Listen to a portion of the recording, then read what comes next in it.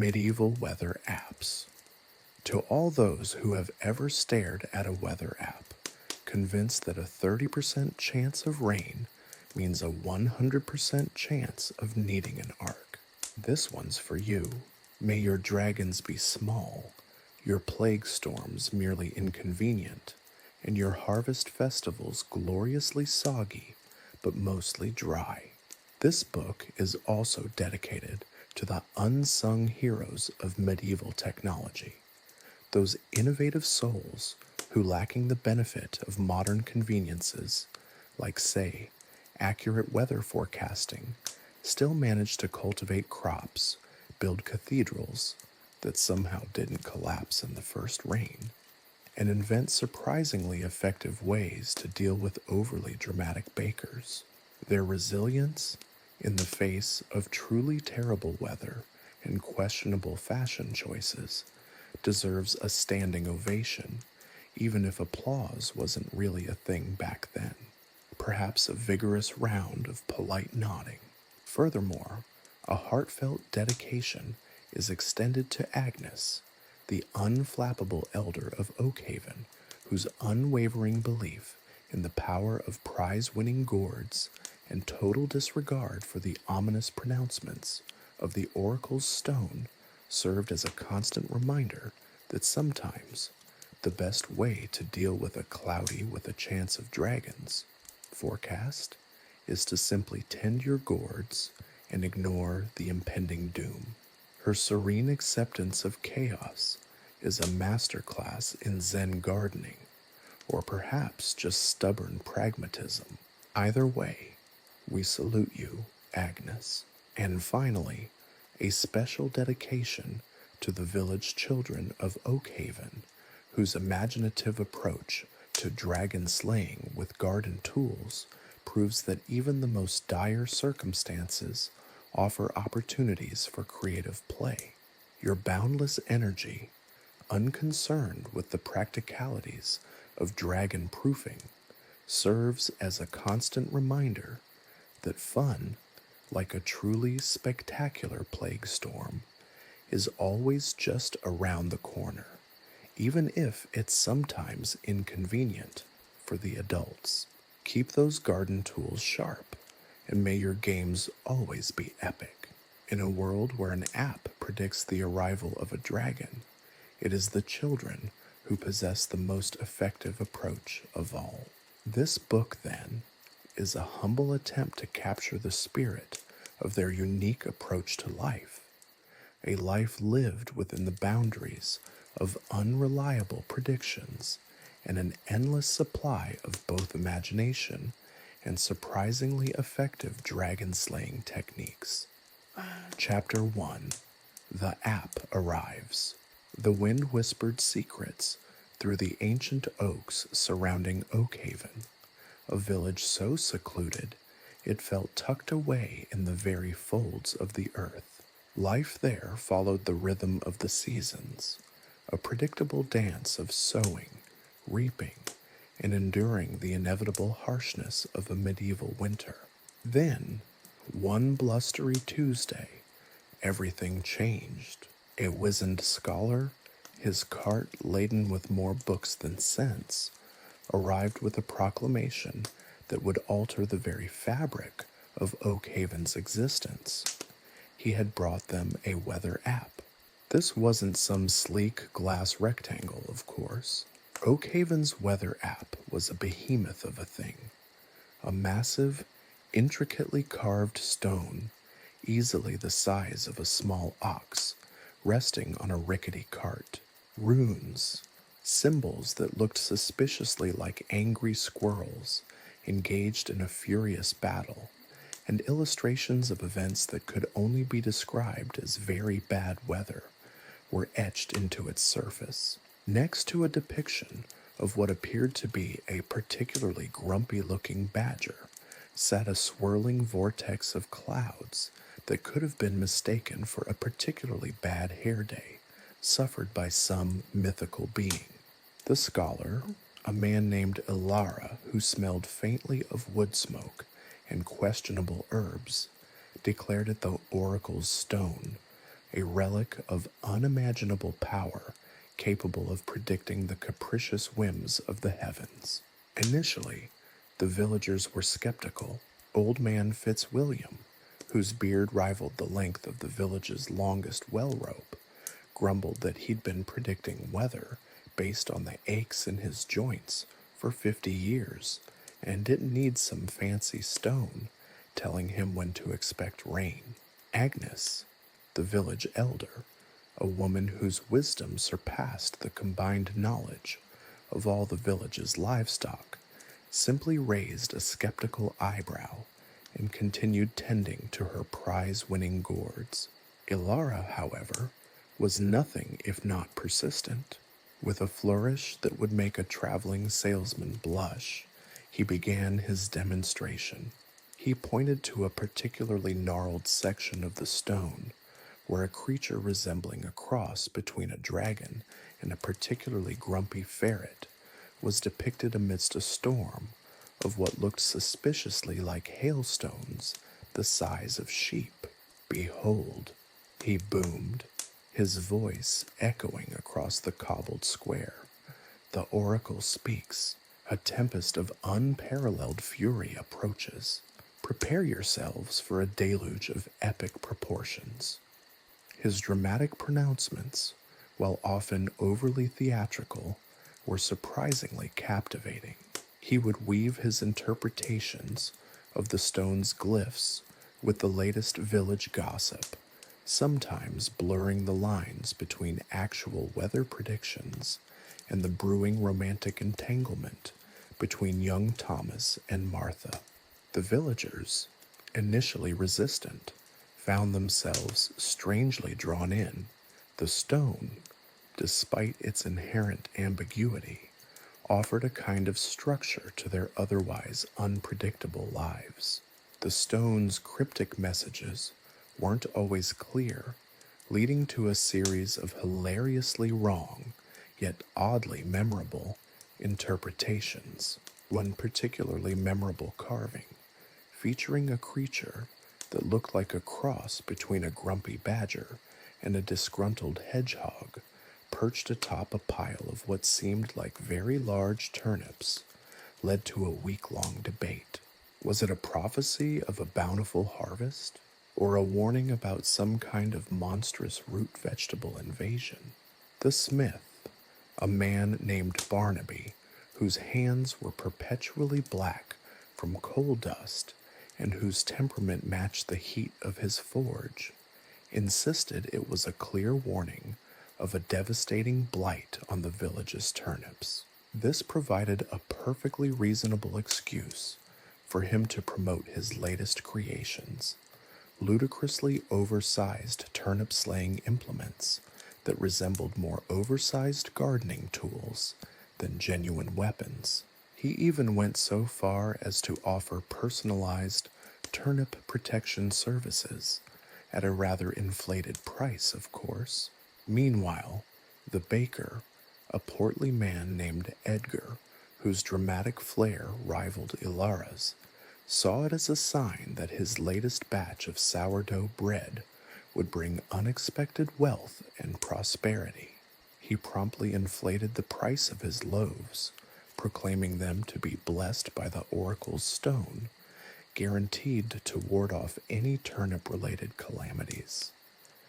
His rather dubious claims didn't deter the villagers, who bought his bread with a strange mixture of fear and fascination. This odd combination of panic and commercial opportunity repeated itself throughout their experience with the stone. The oracle's stone wasn't just a source of amusement and economic opportunities, however. It also inadvertently fostered a sense of community within Oakhaven. When the stone predicted a plague storm, which turned out to be a particularly intense hailstorm, the villagers, instead of panicking individually, banded together. They fortified their homes, shared resources, and even managed to laugh about the absurdity of their situation as they huddled together, watching hailstones the size of golf balls pummel their homes. It became more of a communal effort rather than a series of individual responses to a crisis. The village children, remarkably pragmatic in the face of impending doom, viewed the plague storm as the perfect opportunity to unleash their creativity. Armed with makeshift shields, crafted from discarded wooden planks, and spears fashioned from sturdy branches, they engaged in epic games of dragon slaying within the relative safety of their homes. Their imaginative play starkly contrasted the adults' sometimes hysterical reactions. Even Agnes, with her unflappable demeanor and her profound understanding of the rhythms of nature, found herself subtly influenced by the oracle's stone. She remained skeptical, but she found herself checking its cryptic pronouncements more often than she would admit, finding a strange sort of comfort in its bizarre predictions. The predictability of the app's nonsense almost matched the predictability of the seasons themselves. Her skepticism, however, served as a useful counterbalance to the sometimes hysterical pronouncements of the more excitable villagers. The oracle's stone, in its own peculiar way, had become an integral part of Oakhaven's life. It was a constant source of amusement, a catalyst for community bonding, and a reminder of the inherent absurdity of existence, even in a world where unpredictable weather was the only real constant. It provided a shared experience, a common ground for the entire village. Their reliance on this primitive form of technology, however inaccurate, created an unusual and strangely comforting bond. The whispering stone, with its cryptic symbols and bizarre predictions, had woven itself into the very heart of Oakhaven, and in a way, perhaps it had brought them all a little bit closer. The oracle's stone, having settled into its position as Oakhaven's unlikely weather oracle, let out its first official forecast. Ilara, with a flourish that would have made a traveling theater troupe envious, approached the stone, his voice dripping with dramatic portent. He traced a finger across the swirling runes, his eyes widening as if witnessing a divine revelation. "My friends, my fellow villagers," he boomed, his voice echoing across the square, silencing the usual cacophony of chickens and children. "The oracle has spoken. The heavens foretell cloudy skies with a chance of dragons." A ripple of stunned silence followed his announcement. Then, the collective gasp of a village, bracing itself for the improbable, the utterly fantastical, exploded into a chorus of excited chatter, nervous whispers, and the clatter of hastily dropped buckets. Cloudy with a chance of dragons? The sheer absurdity of it hung in the air, heavier than the impending rain clouds, if there were indeed to be rain clouds, or if that was merely part of the equally probable dragon forecast. Barnaby, the blacksmith, whose mind worked as quickly and unpredictably as his forge, was the first to react. "Dragons!" he roared, his voice thick with coal dust and excitement. "We need dragon traps, and quickly." He immediately set about organizing the men, issuing instructions with the same fervent intensity he usually reserved for tempering steel. Their initial attempts at dragon traps were, shall we say, ambitious in their lack of practicality. Oversized bird cages, made from interwoven branches, haphazardly strung together with bits of rope and reinforced with old plowshares, sprang up across the village square. These structures, meant to capture the majestic beasts of legend, bore an uncanny resemblance to overgrown hamster habitats. Edgar, the baker, ever the opportunist, saw in this impending dragon storm the perfect opportunity to boost his already inflated prices. He began to bake what he grandly named dragon repellent bread, claiming its special blend of herbs and spices would ward off the fiery breath of the mythical creatures. He was even considering adding a subtle hint of dragon-shaped sprinkles for extra appeal, convinced that fear and pastries were the most profitable combination known to man. Thomas and Martha, whose nascent romance was usually the source of much village amusement, momentarily forgot their budding affections to contemplate the practicalities of a dragon invasion.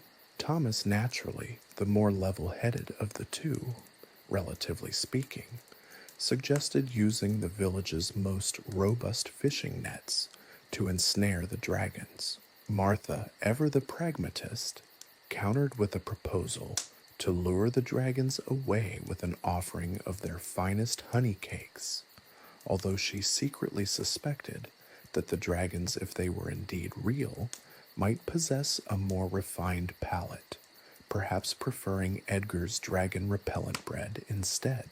Meanwhile, the children, unburdened by adult anxieties, saw the situation as a grand adventure. They armed themselves with sticks, declared themselves valiant dragon slayers, and proceeded to enact epic battles in the fields outside the village, their innocent games casting long shadows against the already ominous sky. Amidst the chaos, Agnes, the village elder, remained an island of calm amidst the storm of dragon-related anxieties. Completely unfazed by Alara's dramatic pronouncements, she continued tending to her prize-winning gourds, seemingly oblivious to the dragon-sized preparations taking place around her. Her calm demeanor, however, wasn't born of ignorance. Rather, it stemmed from a wisdom honed over decades of observing the often unpredictable nature of the world. She knew that the weather, be it hailstones the size of golf balls or mythical dragons, would ultimately pass, and that the best approach was to maintain a sense of equilibrium. While the rest of the village prepared for an apocalyptic confrontation with mythical beasts, Agnes calmly pruned her gourds, a quiet affirmation of her belief in the enduring resilience of nature and human spirit. Even old man Fitzwilliam, who initially scoffed at the oracle's stone, found himself participating, albeit grudgingly, in the preparations. He claimed that the aches in his knees were warning him of imminent dragon-related problems, mostly due to the fact he had to climb the many ladders the village erected in an attempt to catch the dragons. His joints, he declared, were dragon radar, capable of detecting the fiery breath of dragons from miles away. This, of course, merely provided an excuse for him to sit by the fire, sipping his ale and complaining about the absurd preparations underway. As the sun dipped below the horizon, casting long, ominous shadows across the landscape, the sky remained a muted gray, defying the dramatic predictions of the oracle's stone. There were no dragons. The cloudy with a chance of dragons forecast had yielded nothing more spectacular than a slightly cooler breeze and a few scattered raindrops. The villagers, initially disappointed, soon erupted into laughter, the shared absurdity of their actions bonding them in a way no actual dragon ever could. The oversized bird cages remained, silent monuments to their collective folly, while the dragon-repellent bread sold out faster than Edgar could bake it, proving that perhaps the most magical aspect of their experience was their own collective ability to find humor in the face of the completely unpredictable. The absurd prediction, while proving ultimately false, brought a sense of unity and shared experience to Oakhaven. They were, after all, a village that had once faced a potential dragon invasion together, whether the dragons ever arrived or not. And as the wind whispered secrets through the ancient oaks, Oakhaven settled into a night of quiet relief and strangely satisfying laughter, knowing the next cryptic prediction from the oracle's stone couldn't be much worse than the last. After all, what else could possibly happen that could be quite as surreal as a cloudy with a chance of dragons prediction? The possibilities, as always, seemed endless. The initial euphoria following Alara's dramatic pronouncement of cloudy with a chance of dragons quickly dissipated, replaced by a more perplexing conundrum. What exactly did the oracle's stone mean? While the villagers had united in their preparations for a mythical beast invasion, a rift began to form as they grappled with the interpretation of the glyphs. Barnaby, the blacksmith, and ever the pragmatist, at least when it came to his business, remained unconvinced. He'd spent the afternoon forging his questionable dragon-slaying equipment, an assortment of oversized nets, spiked hammers that looked more suited to cracking nuts than dragon skulls, and a rather alarming set of bellows designed, he claimed, to disorient the beast with a cacophony of unsettling sounds. He now stood amidst his creations, arms akimbo, surveying the scene with a distinctly skeptical frown. Cloudy with a chance of dragons, he scoffed, his voice ringing with the clang of his forge, still echoing in his tone.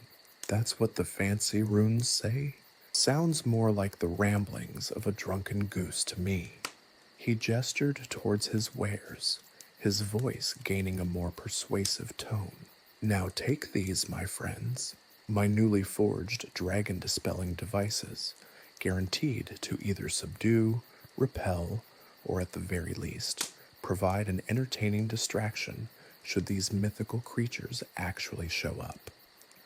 He winked, adding with a sly grin, and at a significantly cheaper price than Edgar's ludicrous dragon-repellent bread, I might add. His cynicism, however, was quickly met with a barrage of opposing viewpoints. Thomas, emboldened by his earlier heroic, albeit somewhat impractical suggestions, declared that the glyphs clearly indicated an impending aerial assault, thus reinforcing his belief in the effectiveness of the oversized fishing nets. He vehemently insisted that the swirling patterns depicted stylized depictions of dragon wings, and in fact contained a hidden map indicating the exact trajectory of the dragon's flight path. He demonstrated his theory by tracing the glyphs with a remarkably greasy finger, his interpretations far exceeding his actual understanding of cartography.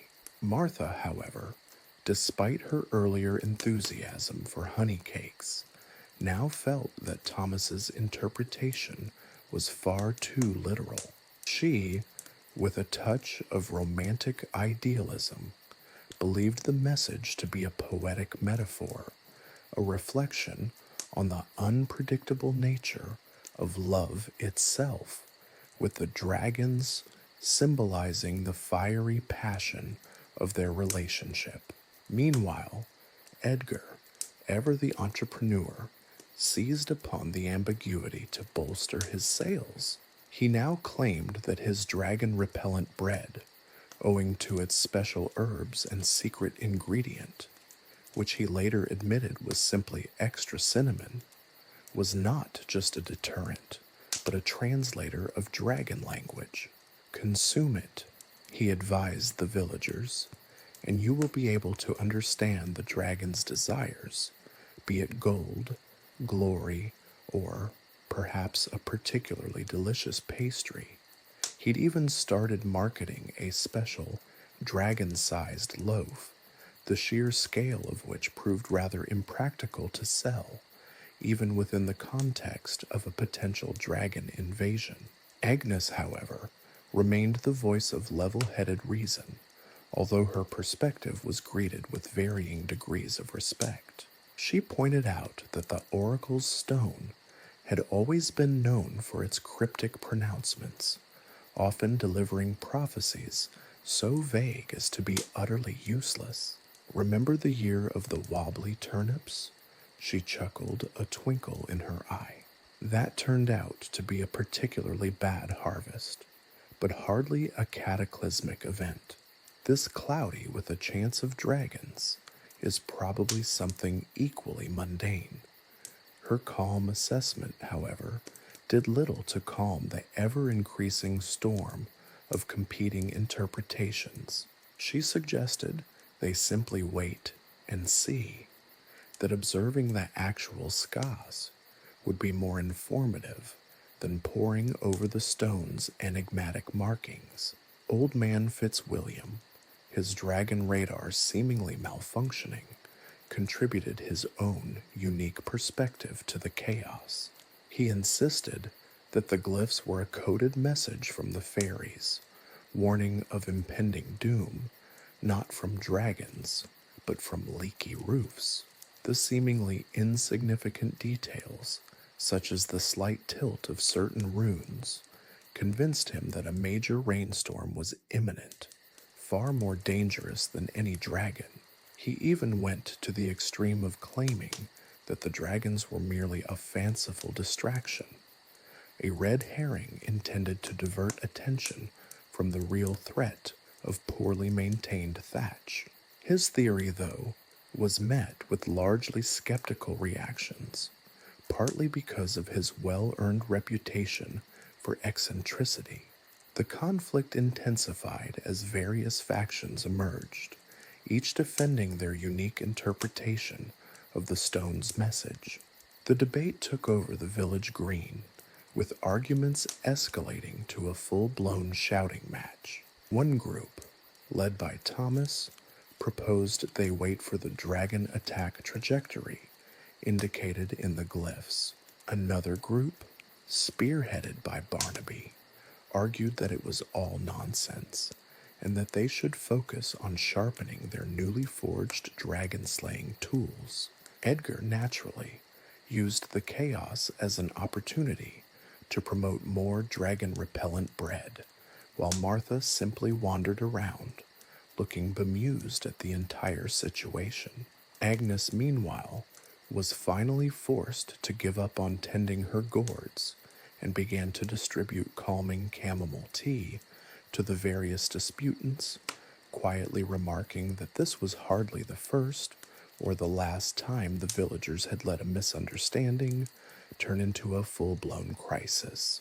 Even the children, initially excited by the prospect of battling dragons, found themselves caught up in the grown-ups' bickering. Their dragon-slaying games were disrupted by the adults' heated arguments, replacing sword fights with impromptu debates on the interpretation of ancient runes. The entire village erupted in a cacophony of conflicting opinions, the sound of angry voices, a much more substantial threat to their peaceful existence than any mythical dragon. As the sun set, casting long, confusing shadows that seemed to mirror the villagers' own muddled thoughts, a single fact remained undeniable. The oracle's stone, in its enigmatic wisdom, had succeeded in creating far more turmoil than any actual dragon ever could have. The cloudy skies, devoid of dragons, served as a stark reminder of the limitations of relying on ambiguous information and the inherent subjectivity of interpretation. The cloudy with a chance of dragons forecast, initially a source of excitement and then preparation, had ultimately devolved into a hilarious display of human misunderstanding and the ever present power of self deception in the face of the utterly unpredictable. And somewhere amidst the chaos, Agnes quietly resumed her gourd tending, the only one who seemed to appreciate the inherent absurdity of the situation. The next day, the oversized bird cages remained, monuments not to a dragon invasion, but to the unpredictable nature of both weather and human interpretation. The day following the cloudy with a chance of dragons fiasco dawned not with fire-breathing beasts, but with a notification on Alara's Oracle Stone app, Plague Storm imminent. The initial reaction was a collective gasp, a symphony of horrified intakes of breath that rippled through the village like a particularly virulent strain of, well, plague. The jovial atmosphere of the previous day's dragon-themed kerfuffle was instantly replaced by a chilling, almost palpable dread. This wasn't the jovial, slightly absurd fear of mythical creatures. This was the gut-wrenching terror of something real, something tangible, something that had decimated entire populations throughout history. The villagers, who moments before were squabbling over the interpretation of cryptic runes, now sprang into action, their movements fueled by a primal instinct for survival. Barnaby, the blacksmith, abandoned his half-finished dragon-slaying equipment. The oversized nets lay forgotten, the spiked hammers gathering dust. His focus had shifted from mythical beasts to a far more immediate threat, pestilence. He barricaded his forge, not with elaborate traps for dragons, but with sturdy wooden planks and hastily erected barriers, his hammering replaced by the frantic thud of wood against stone. His earlier skepticism had evaporated, replaced by a raw, almost frantic fear. Thomas, once so confident in his ability to interpret the Oracle Stone's cryptic messages, was now a picture of utter panic. His attempts to decipher the plague storm warning were less about aerial assault and more about desperate pleas for divine intervention. He was convinced the cryptic glyphs detailed a precise escape route, a hidden pathway to a plague-free sanctuary. Unfortunately, his interpretation led him to try scaling the village well, a feat that ended with a rather undignified splash and a loud, panicked squawk.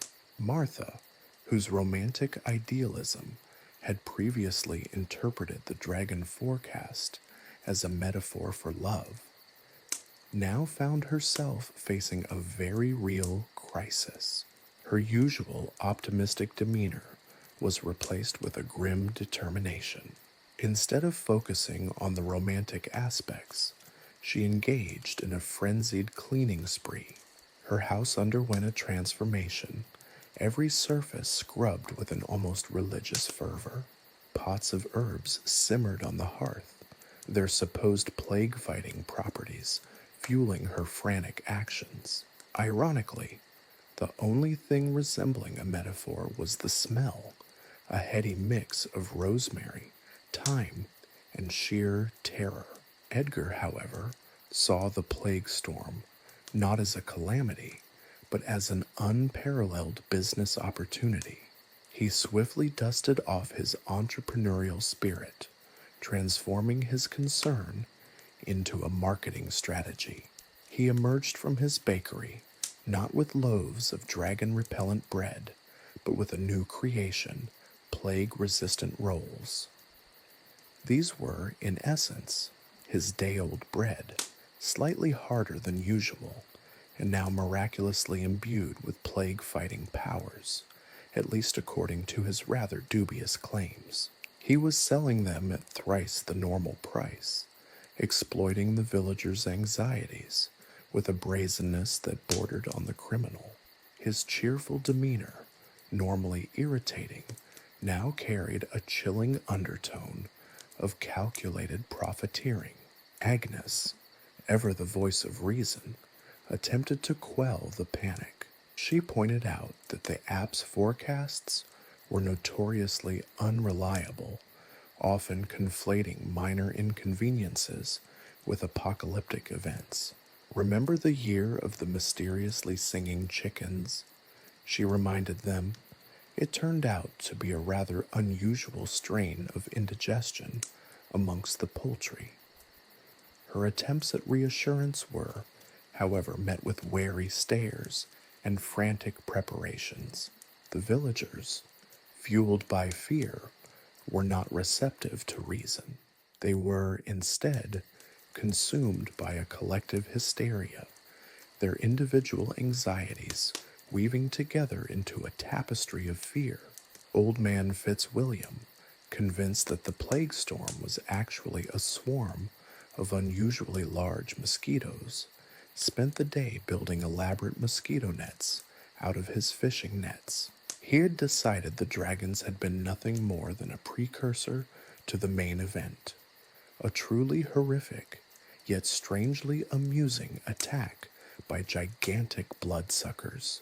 He believed he'd spotted one the size of a small dog and had started to prepare a series of complex traps using honey cakes left over from the failed dragon repellent experiment.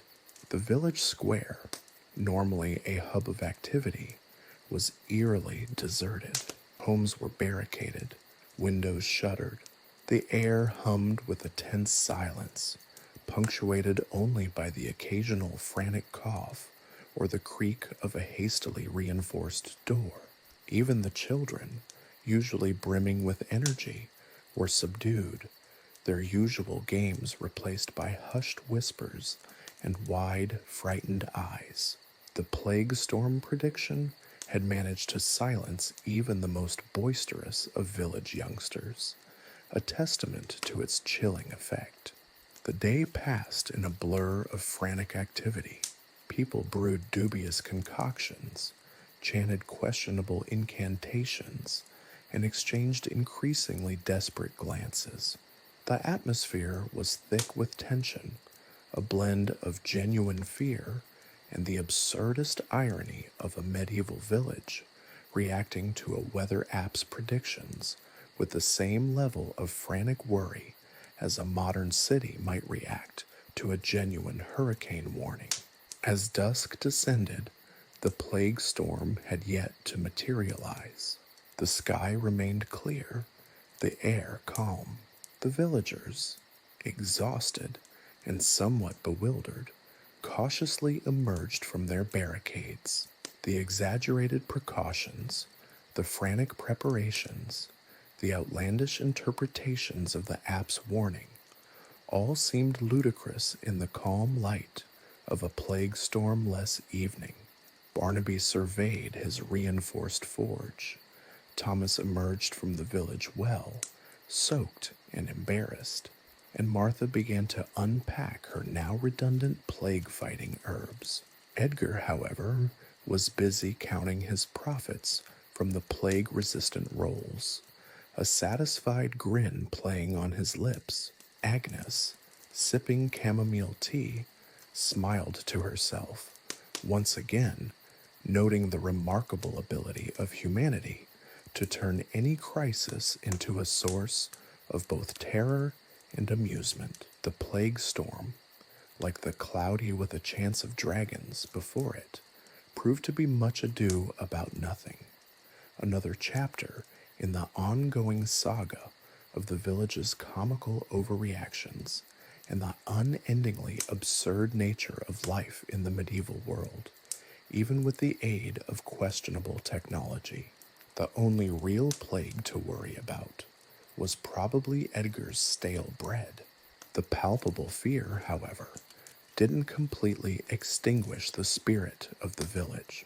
While adults were busy barricading doors and brewing questionable herbal remedies, a different kind of activity unfolded amongst the children.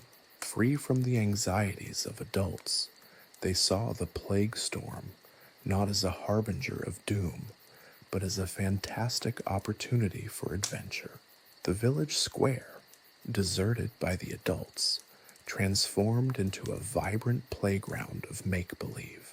Young Thomas, having recovered from his ill-fated well-climbing attempt, emerged as the undisputed leader of this impromptu game of dragon slaying. Armed with a sturdy garden trowel, which he declared to be a dragon-slaying shovel of ultimate doom, he rallied his fellow youngsters. His younger sister, Beatrice, wielding a wooden spoon as a magical plague-repelling wand, joined the ranks, her wide eyes shining with excitement.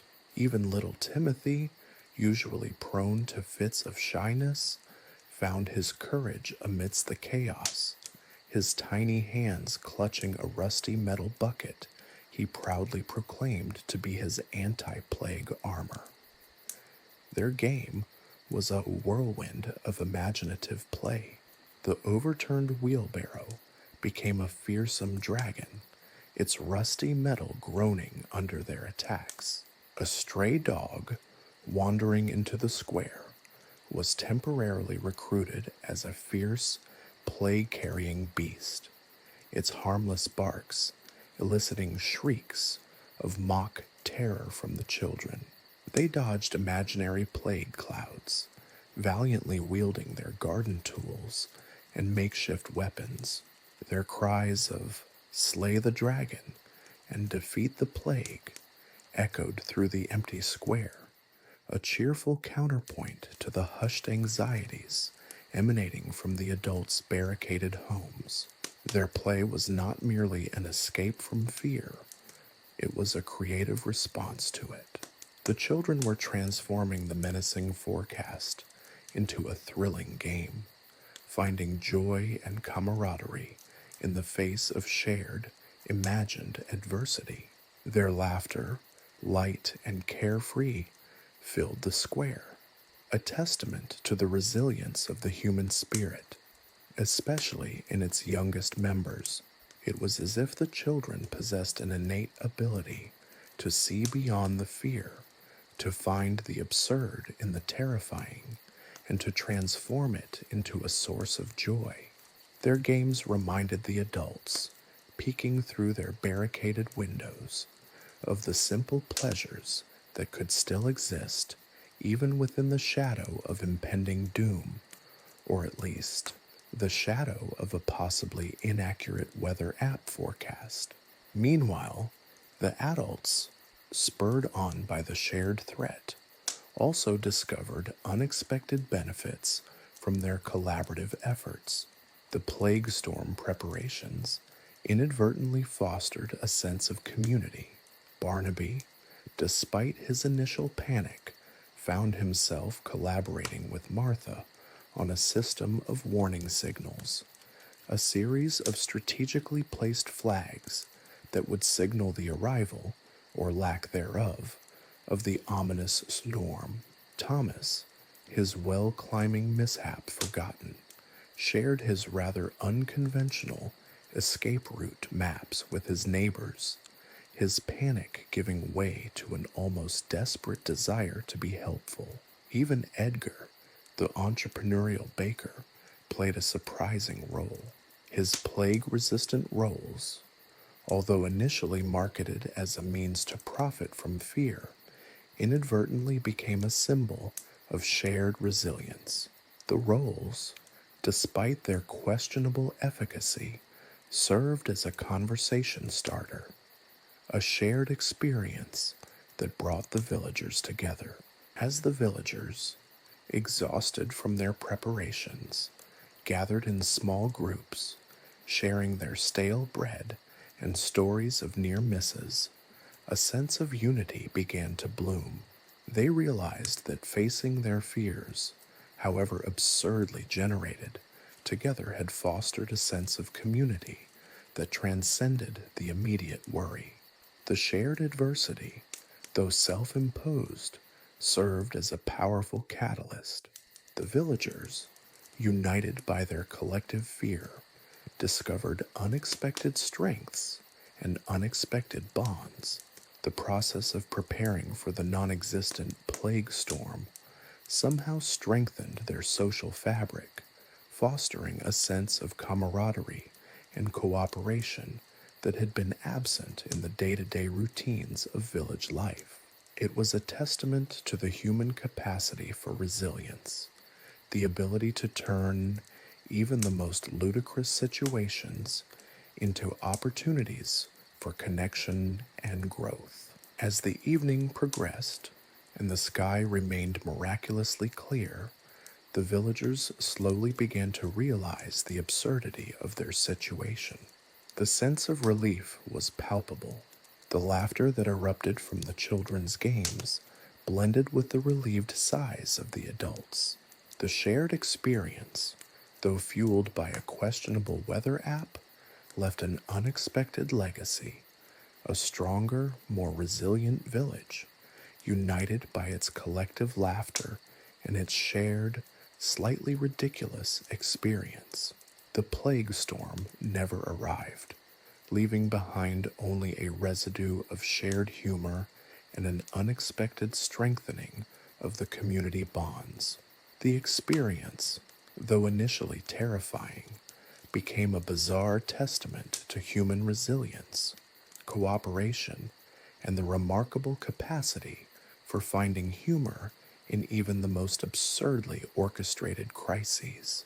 The villagers had faced down a meteorological apocalypse that never was, and in doing so, had discovered the hidden strength within their shared vulnerability. Agnes, observing the scene with a knowing smile, reflected on the peculiar ways in which technology, even primitive technology, could shape human behavior, and the even more peculiar ways in which shared adversity could bring people together. The Oracle Stone, with its whimsical forecasts, had inadvertently become a catalyst for community building, a strange and unexpected benefit that far outweighed the inconveniences, the panic, and the sheer absurdity of it all. Even old man Fitzwilliam, after a thorough search revealing no giant mosquitoes, had joined in the general merriment, his elaborate mosquito nets now repurposed as makeshift shade structures for the children's post-plague games. The following day dawned bright and sunny, devoid of plague, dragons, or even unusually large mosquitoes. The Oracle Stone app remained stubbornly silent, perhaps contemplating its next outlandish prediction. The villagers, however, emerged with a renewed sense of camaraderie and a shared understanding of the strangely uniting power of unfounded fear. Their laughter echoed across the fields, a testament to their resilience and a reminder that sometimes even the most absurd of situations can lead to the most unexpected and heartwarming of outcomes. The plague storm may have been a phantom, but the positive impacts on village life were very real, and that, Agnes mused, was perhaps the most unexpected benefit of all. The village, fortified by shared anxieties and subsequent relief, was for the moment stronger than ever.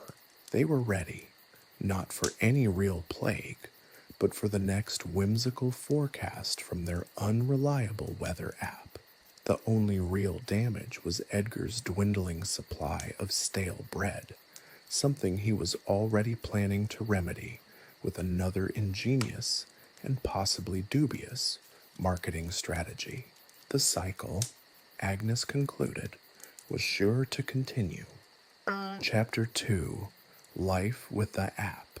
The morning sun, weak and watery even at its zenith, filtered through the dusty windows of Agnes's cottage.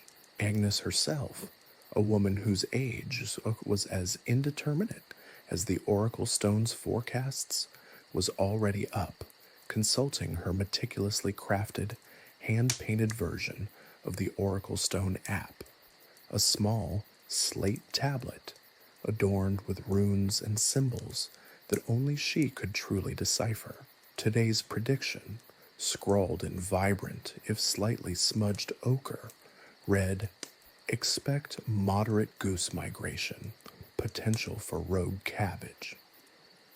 This seemingly innocuous forecast immediately altered the rhythm of Agnes's day. The potential for rogue cabbage, a recurring threat in their lives, meant a thorough inspection of the vegetable patch was required. A rogue cabbage, as everyone knew, could trigger a chain reaction of horticultural havoc, potentially causing a domino effect that would topple not only cabbages, but also fences, chickens, and occasionally the odd, unsuspecting villager. Meanwhile, down the lane, Barnaby, the village blacksmith, was already preparing for his daily trip to the market. His usual brisk walk was now a carefully planned expedition, dictated by the forecast. The moderate goose migration meant navigating the narrow path with a certain degree of caution, lest he find himself trampled by a flock of airborne fowl in a hurry to reach their undisclosed migratory destination. He donned his best sturdy boots, his trusty hammer hanging at his side, not for blacksmithing, but for potential goose-related emergencies. At the market, the usual bartering and haggling took on a new layer of complexity. Edgar, the baker, was hawking his goose-repellent bread, a somewhat dubious concoction featuring a generous amount of burnt garlic, while Martha, the herbalist, was selling her cabbage-calming tea, a concoction whose effectiveness was as questionable as its name. The market square, typically a scene of boisterous trade, was transformed into a strategic arena where each transaction was carefully navigated with an eye towards rogue cabbages and airborne geese. Even the smallest of activities were impacted. Young Thomas, still recovering from the psychological trauma of his well-climbing escapade, carefully navigated his way to school, his path a carefully planned route, avoiding known cabbage-prone areas and potential goose flyways. Beatrice, meanwhile, was tasked with monitoring the family's chickens, armed with a small, strategically placed net designed to capture rogue cabbage-dislodged poultry.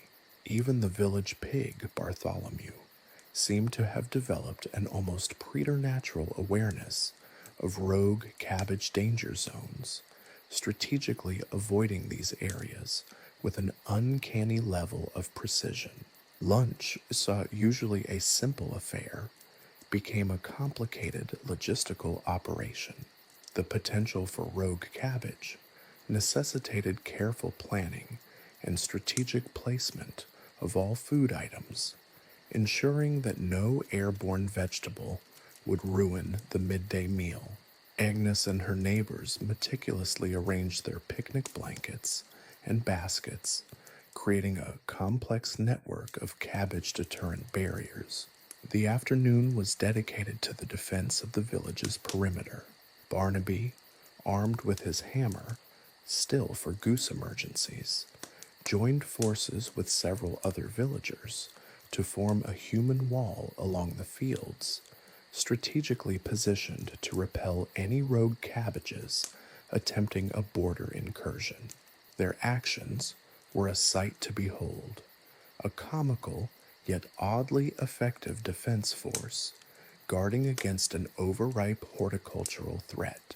The evening brought another forecast update, cloudy with a chance of spontaneous storytelling. This bizarre prediction led to an unexpected gathering in the village square, where villagers regaled each other with tales of past cabbage encounters, creating a vibrant and chaotic tapestry of stories, laughter, and shared community spirit. The day's events, though dictated by a bizarre and possibly inaccurate app, served to strengthen the village's community bonds. The shared experience of navigating the perils of goose migration and rogue cabbages that inadvertently fostered a deeper sense of camaraderie and resilience. The absurdity of it all only served to highlight the extraordinary resilience of the human spirit, the ability to find humor and connection even amidst the most outlandish of circumstances. Even the oracle stone itself seemed to be aware of its impact.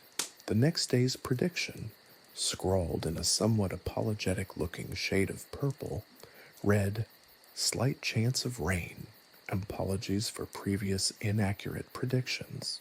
Please disregard any visions of giant cabbages or vengeful geese. Sincerely, the Oracle Stone." However, Agnes, ever the pragmatist, added her own note below in a bold, fiery red. "Still bring your goose deterrent bread. Better safe than sorry." The villagers, however, approached the new day with a more relaxed attitude, their shared experiences solidifying a sense of community that the whimsical forecasts, however unreliable, had inadvertently helped create. Life with the app, they realized, was anything but ordinary, and that in itself was a delightful adventure. The daily grind continued, but now with a dash of the absurd and a generous dose of shared laughter. The next prediction? Well, that was something they could only look forward to with a mixture of apprehension, anticipation, and a good supply of goose-repellent bread. After all, one could never be too prepared for a rogue cabbage invasion or the possibility of unusually aggressive geese. Old Man Fitzwilliam, whose face was as weathered and cracked as the earth he tilled, regarded the Oracle Stone app with a mixture of suspicion and grudging admiration. He'd seen more seasons change than most men lived lifetimes, and he'd always relied on his own instincts, the feel of the soil beneath his calloused hands, the shifting patterns of the clouds, the chirping of crickets, nature's own time-tested weather forecast. This little slate tablet, with its cryptic runes and swirling symbols, felt like witchcraft, a blatant affront to centuries of farming wisdom. Yet the app had a certain persistence. Agnes, his neighbor, swore by it. Barnaby, the blacksmith, wouldn't leave for market without checking it. Even young Thomas, after his near-death experience climbing the church steeple, had apparently started using it to predict the best times to avoid encountering rogue geese.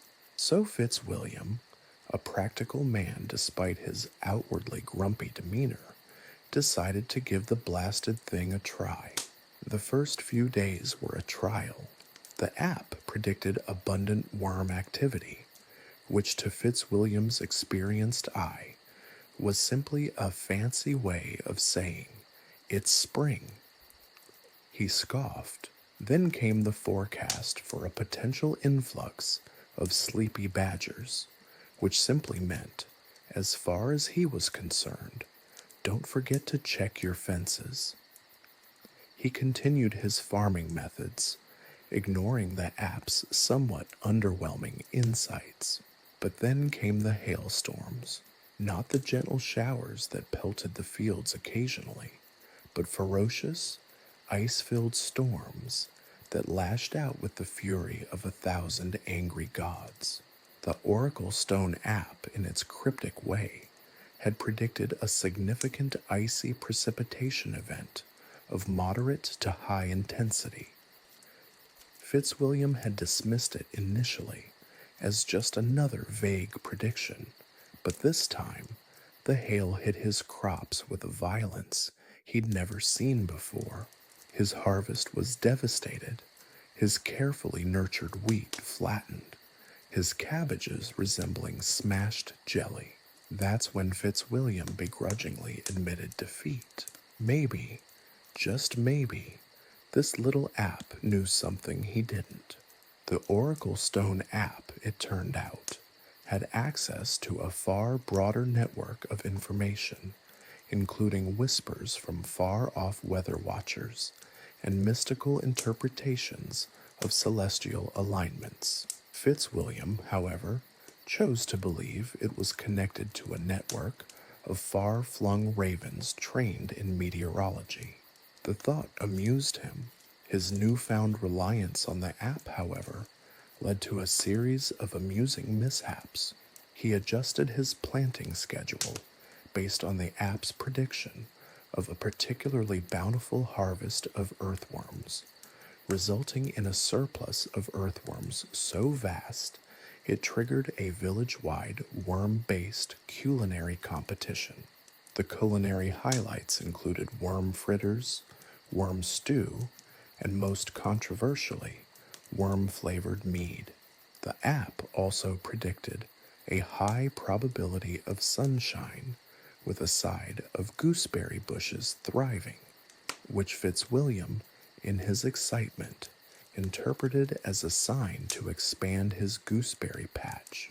He promptly encroached upon the land of the neighboring village of Bumblebrook, a territory dispute that escalated into a full-blown feud.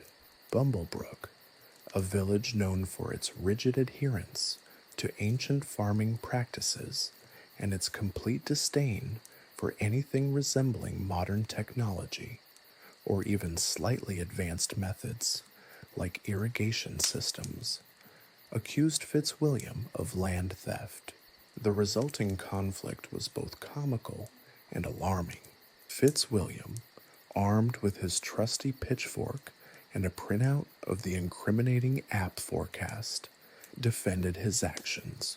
The feud turned into a farcical war of words, with both villages utilizing their most creative insults.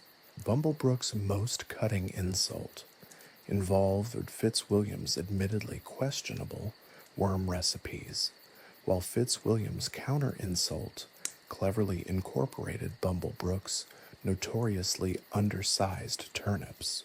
The conflict even involved a series of midnight raids on each other's scarecrow collections.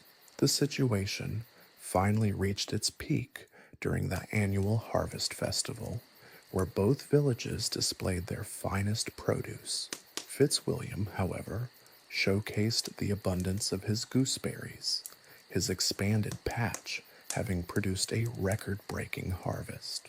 This, of course, fueled Bumblebrook's fury.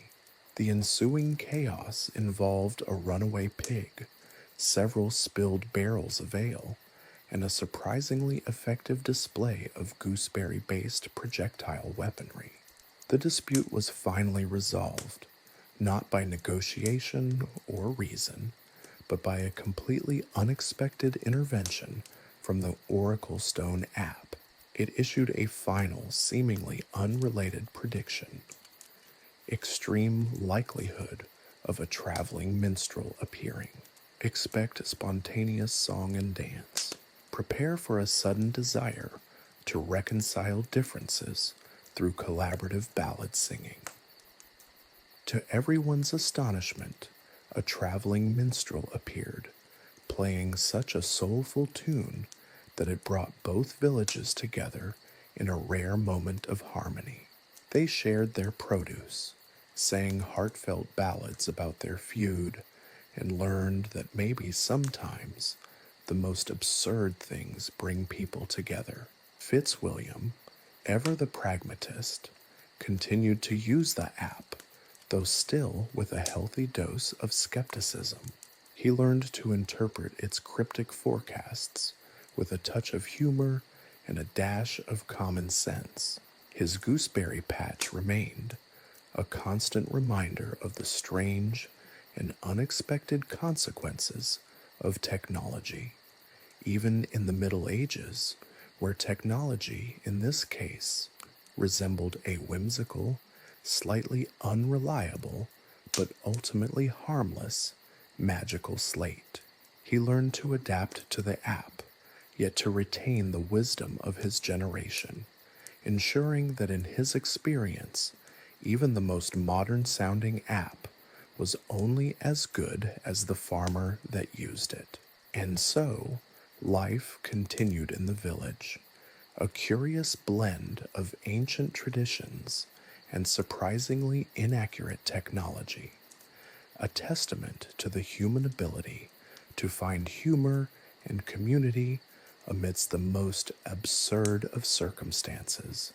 Barnaby, the village blacksmith, a man whose biceps rivaled the girth of oak trees and whose beard could house a family of small woodland creatures, regarded the Oracle Stone app with the same suspicion he reserved for a particularly wobbly-legged stool. He'd spent his entire life interpreting the whispers of the wind, the groaning of the anvil, the subtle shifts in atmospheric pressure that signaled an impending storm, skills honed over decades of hammering hot iron and dodging stray sparks. This smooth, flat stone, with its cryptic symbols flickering faintly in the dim light of his forge, felt like a parlor trick, a conjurer's deception. Ekik cloudy with a chance of dragon sighting, the app had proclaimed that morning. Barnaby snorted, a sound like escaping bellows. Dragons? He'd seen more badgers in his privy than dragons in the sky. He'd seen more accurate predictions scrawled on the bottom of ale tankards. His own weather forecasting, based on the creaks and groans of his forge and the behavior of his perpetually grumpy apprentice Pip, was far more reliable. Pip's sudden bursts of enthusiastic whistling, for instance, invariably heralded fair weather. His fits of sulking indicated an impending downpour. The villagers, however, seemed increasingly reliant on the app. Agnes, bless her cotton socks, consulted it before hanging her laundry, before planting her turnips, even before deciding whether or not to visit the gossiping widow. Even Fitzwilliam, the grizzled old farmer, had succumbed to its allure, despite his initial skepticism. Barnaby, however, remained steadfast in his distrust. He saw the app as a dangerous form of complacency, a seductive siren song luring villagers away from the wisdom of their ancestors and the observation of their surroundings. His skepticism, however, wasn't born of stubbornness, but of a deep-seated concern. He feared that blind faith in the app's prophecies might lead to disaster. A misplaced reliance on technology, he argued, could lead to a breakdown of the very systems that had sustained the village for centuries. He envisioned a future where the villagers, utterly dependent on the app's pronouncements, were caught completely unprepared for a real, honest-to-goodness storm, one that defied the predictions of the little slate. His arguments, often delivered with the rhythmic clang of his hammer, met with varying degrees of success. Some villagers, particularly the younger generation, were captivated by the novelty of the app, dismissing Barnaby's pronouncements as the grumblings of an old fuddy-duddy clinging to outdated ways. Others, however, listened more attentively, They'd seen the app's predictions fall short more times than they'd seen a perfectly formed loaf of bread emerge from Agnes's oven. One particularly memorable incident involved a prediction of imminent goat stampede. The app, adorned with alarmingly vivid illustrations of panicked goats, had sent the entire village into a flurry of activity. Fences were reinforced, children were ushered indoors, and even the village dog, a particularly cowardly creature named Fifi, was hidden under Agnes's bed. The only stampede that transpired was Pip, running wildly to avoid Barnaby's wrath when he'd mistakenly attributed the imminent goat stampede forecast to Pip's clumsy attempts at herding the village geese. The geese, rather than participating in a stampede, had merely scattered into a chaotic parade, much to Pip's chagrin. Barnaby, chuckling as he surveyed the scene, used this occasion to illustrate his point. "See, the app cries wolf, and you all cower," he boomed, his voice echoing across the square. "You trust this shiny stone more than your own eyes and ears. Learn to observe, to listen, to anticipate.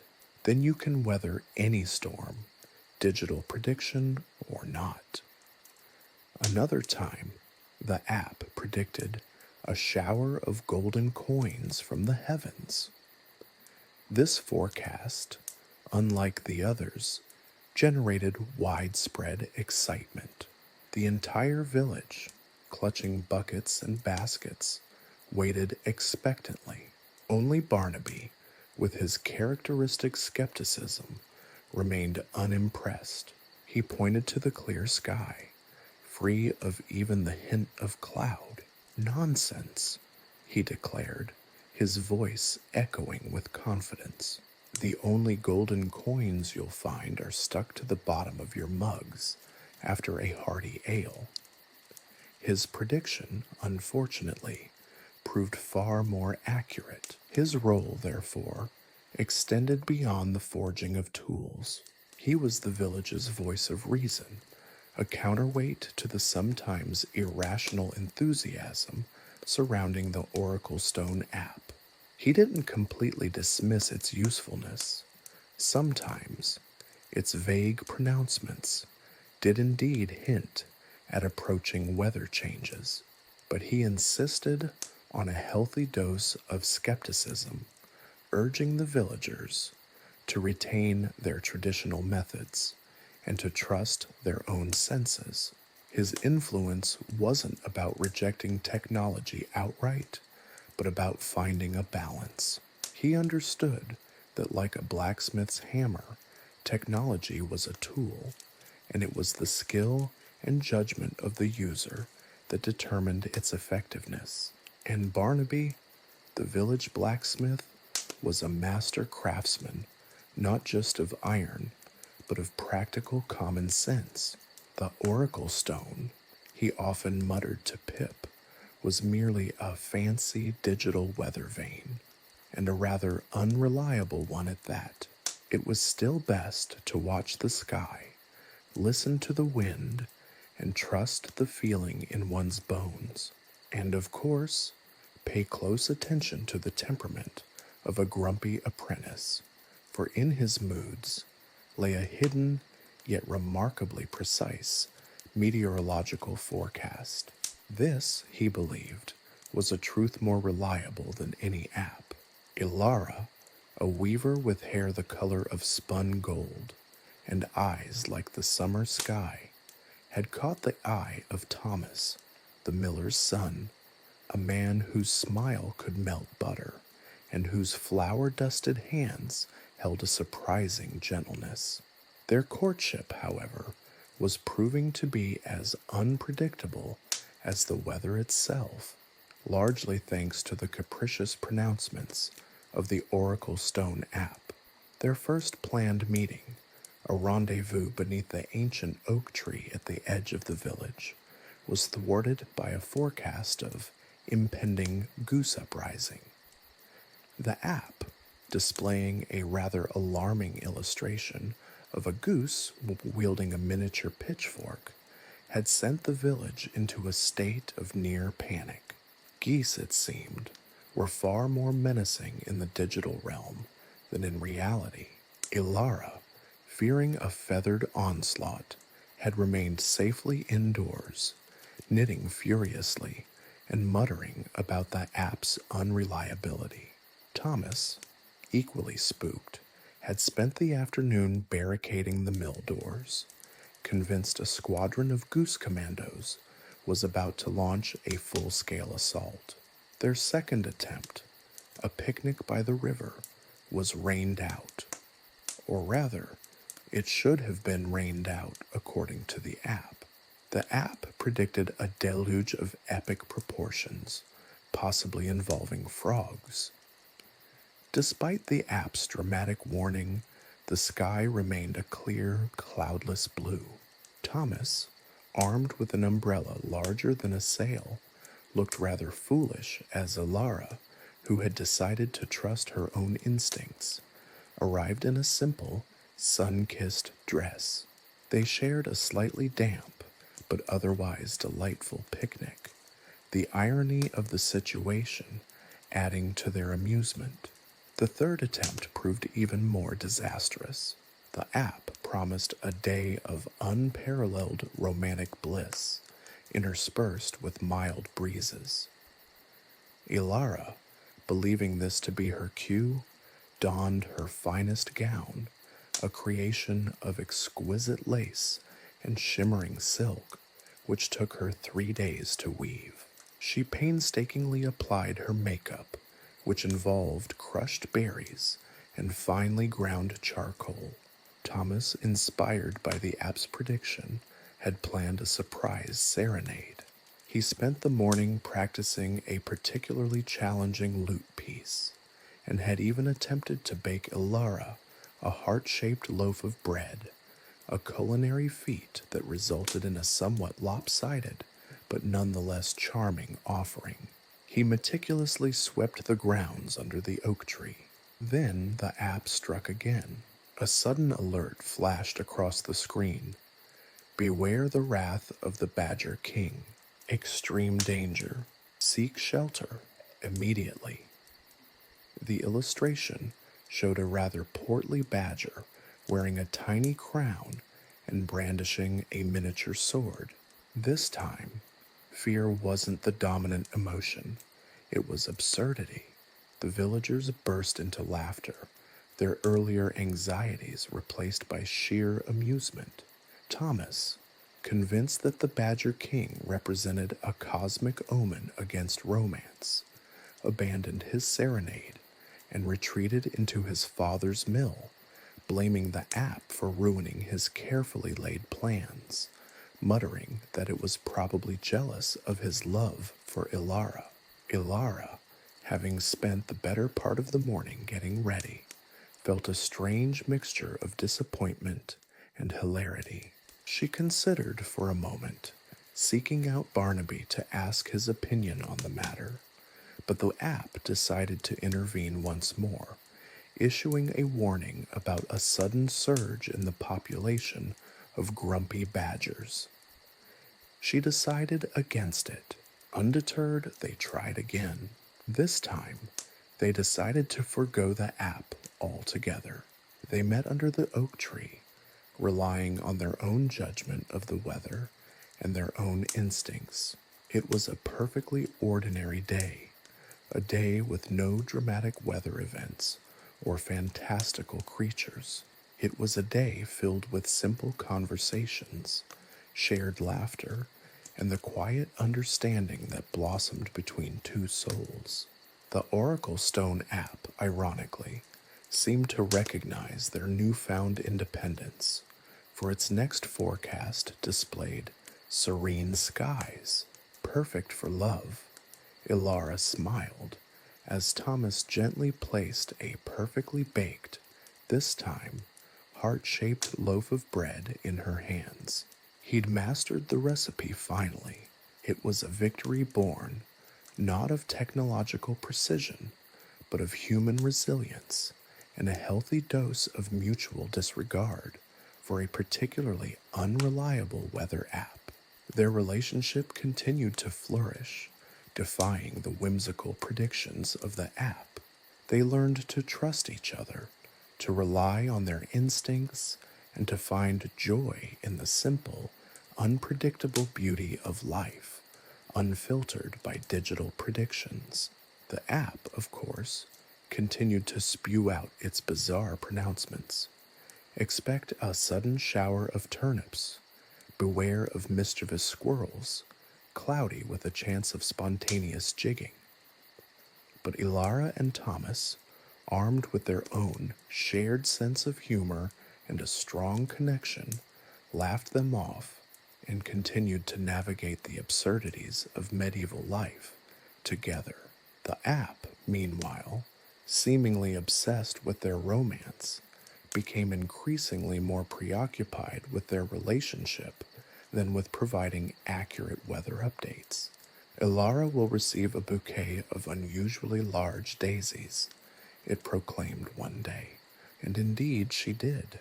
Thomas had discovered a rare patch of oversized daisies and secretly collected them. The app had somehow, despite its usual vagueness, accurately predicted this seemingly small, meaningful gesture, and it kept predicting these small details, which felt like a blessing. Another time, it announced, Thomas will accidentally spill ale on Ilara's new dress. This too came to pass during a particularly boisterous celebration in the village square. The app, seemingly incapable of completely detaching itself from their story, continued to follow their romance with an eerie, if somewhat humorous, precision. This unexpected development added another layer of absurdity to village life. While some villagers grumbled about the app's erratic weather forecasts, others found themselves curiously drawn to its strangely accurate predictions about Ilara and Thomas's relationship. It became a source of amusement and even a little bit of village folklore, a tale woven into the tapestry of their daily lives. The Oracle Stone app, initially viewed as a somewhat unreliable instrument, ultimately became something of a village oracle, not for predicting the weather accurately, but for its oddly prophetic observations about Ilara and Thomas's budding romance. It was a testament to the enduring power of human connection in the face of technological quirkiness.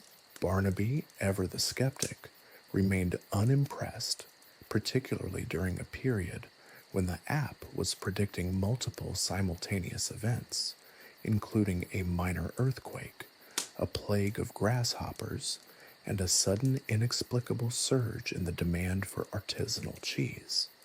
He grumbled that the app was becoming overdramatic, that it needed to focus on its primary function, namely weather forecasting.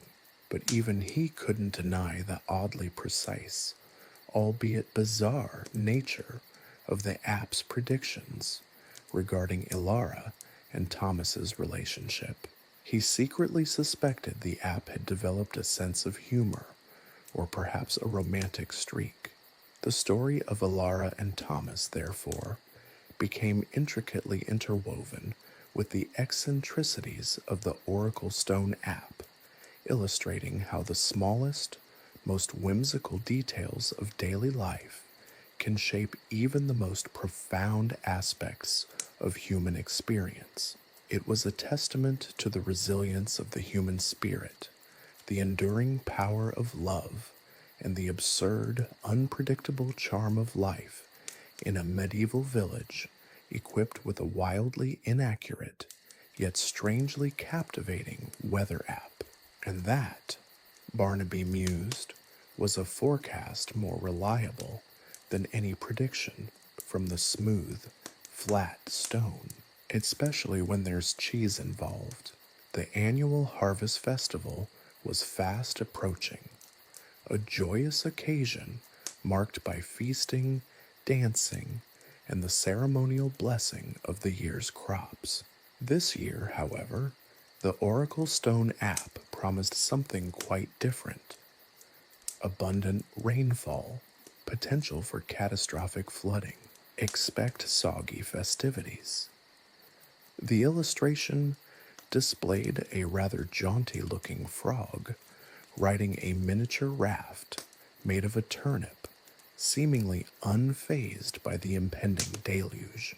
Barnaby, ever the voice of reason, or at least the village's most vocal skeptic, scoffed at the prediction. Soggy festivities. That's hardly a catastrophe, he grumbled, adjusting his spectacles. We've had worse weather. Remember the year the hail hammered the barley into oblivion? Now that was a soggy festival. The majority of the villagers, however, were less sanguine. They'd grown accustomed to the app's hyperbole, but the prospect of a major flood was not something to be taken lightly. There were anxieties of losing their carefully harvested crops, as well as the potential for damage to their homes and the village itself. The preparations for the festival took on a slightly frantic edge. People began reinforcing their homes, fortifying the riverbanks with hastily constructed sandbag barricades, which amusingly looked remarkably like miniature castles, adding an element of playful defense to the impending chaos. The Oracle Stone app, meanwhile, continued to issue increasingly dramatic updates. Floodwaters rising. Seek higher ground. Evacuate immediately, unless you enjoy mud pies. The villagers, thoroughly amused by the app's parenthetical asides, began to take a more relaxed attitude to the situation, though they proceeded with preparations. Then the rain started, not a gentle shower, but a torrential downpour, the likes of which the village hadn't seen in decades. The river swelled rapidly, its usually placid waters now a raging torrent, threatening to engulf the entire village. The Oracle Stone app, displaying a picture of a very anxious-looking badger wearing a tiny raincoat, provided regular updates on the water levels, punctuated by exclamations like, "Oh dear," and "This is getting serious." The initial panic gave way to a remarkable display of community spirit. Villagers worked together, moving furniture to higher ground, rescuing livestock, and helping each other reinforce their homes against the rising waters. The scene, though chaotic, possessed an almost surreal camaraderie. People laughed as they passed sandbags to each other, sharing stories and jokes amidst the rising floodwater. It was a display of human resilience, a reminder that even in the face of disaster, the spirit of cooperation could prevail. The Harvest Festival, initially threatened with cancellation, proceeded as a chaotic, soggy extravaganza. Instead of the planned procession through the village, the celebration was held on higher ground, amidst a landscape transformed into a muddy lake. The tables were covered in hastily salvaged food, and the music was a lively blend of traditional tunes and improvised songs celebrating their survival. The usual dancing took place more like a joyous wading contest, with people slipping and sliding across the mud in fits of laughter. Ilara and Thomas, having foregone the Oracle Stone app's predictions, found themselves in the thick of it, embracing the unexpected turn of events. They shared laughter, helping others, and enjoying the impromptu muddy celebration. The app, in a strange twist, seemed to reflect their resilience, declaring, "Festival a resounding success, despite the excessive mud." The flood caused significant damage, of course. Crops were lost, homes were damaged, and the village square resembled a rather large, muddy puddle. But the community emerged from the experience stronger, more unified, and with a newfound appreciation for their own resourcefulness and their neighbors' support. The experience underscored the inherent limitations of technology. A weather app could provide warnings, but it couldn't prevent the flood. It couldn't stop the deluge, and it couldn't magically make the flood recede. The villagers' triumph resided in their own collective action, their capacity for cooperation, and their unshakable community spirit. The Oracle Stone app, despite its inaccurate predictions, oddly enough seemed to take on a new role in the aftermath of the flood. It now served not as a primary source of weather information, but as a quirky chronicle of the event itself. Its increasingly frantic updates, peppered with humorous comments and exaggerated illustrations, became a shared source of amusement and a testament to the village's collective survival. The app's whimsical pronouncements, once a source of frustration, now served as a reminder of their resilience in the face of adversity, a shared experience that strengthened their bonds and served as the quirky backdrop to their narrative. Barnaby, though still skeptical, couldn't help but admit that the app had, in its own peculiar way, documented the village's triumph over the flood. He even grudgingly conceded that the frog on a turnip image was rather charmingly absurd. The app became inadvertently a testament to human ingenuity and community resilience. While technology couldn't stop the flood, the villagers' response, their humor, their cooperation, and their ability to adapt demonstrated that human spirit was far more powerful than any weather app. They learned that true resilience didn't lie in technological advancement, but in their shared experience and their capacity to overcome adversity. The flood served as a powerful reminder that while technology can be a useful tool, it's not a panacea.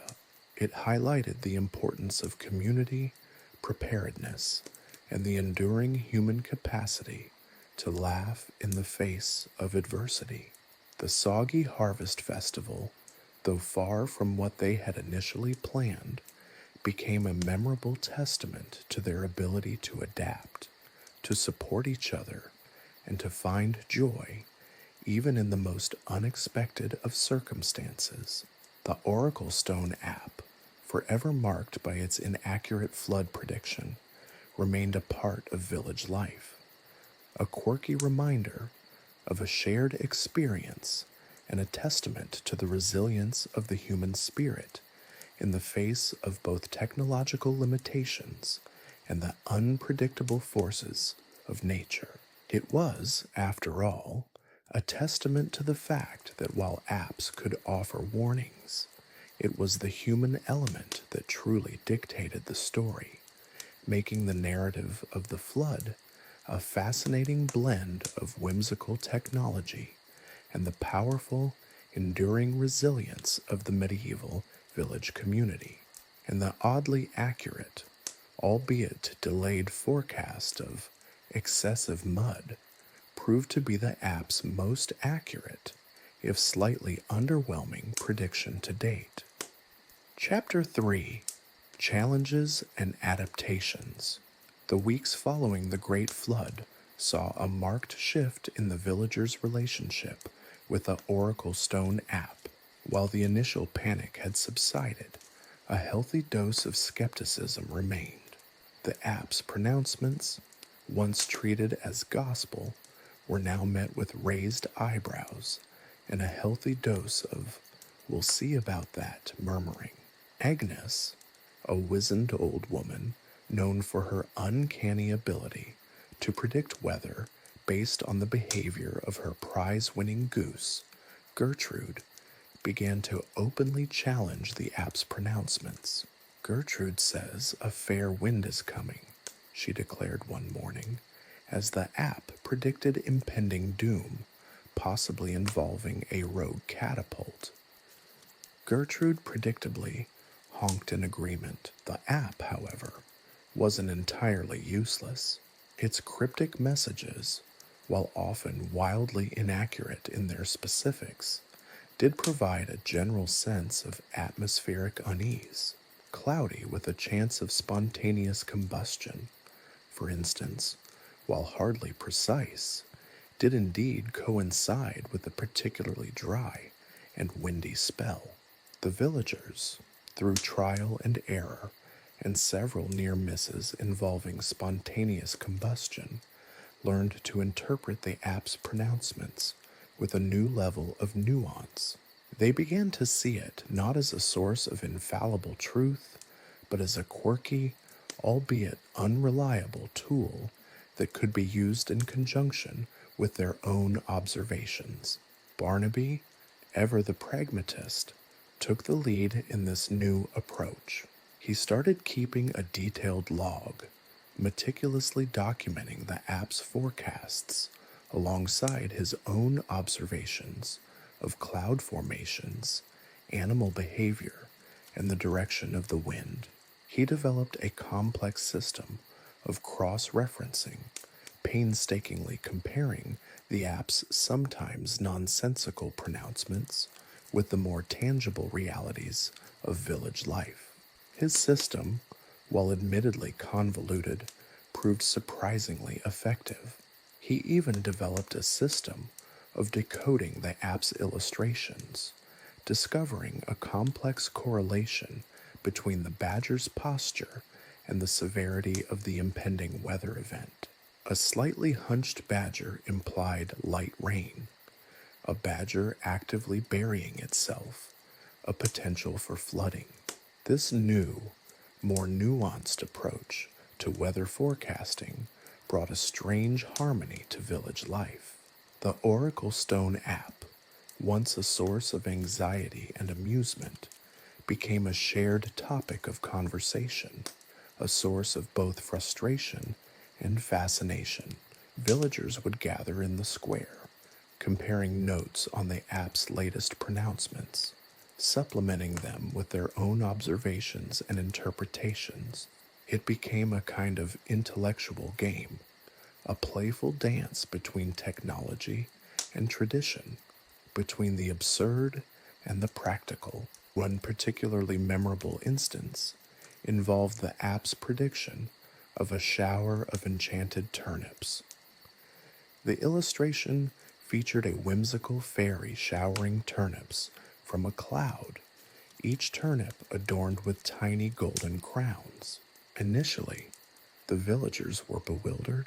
Barnaby, however, noted a distinct shift in the wind direction and a corresponding change in barometric pressure. He combined this information with the app's absurd prediction, concluding, with a somewhat hesitant nod, that a light but unusually heavy rainfall was indeed likely.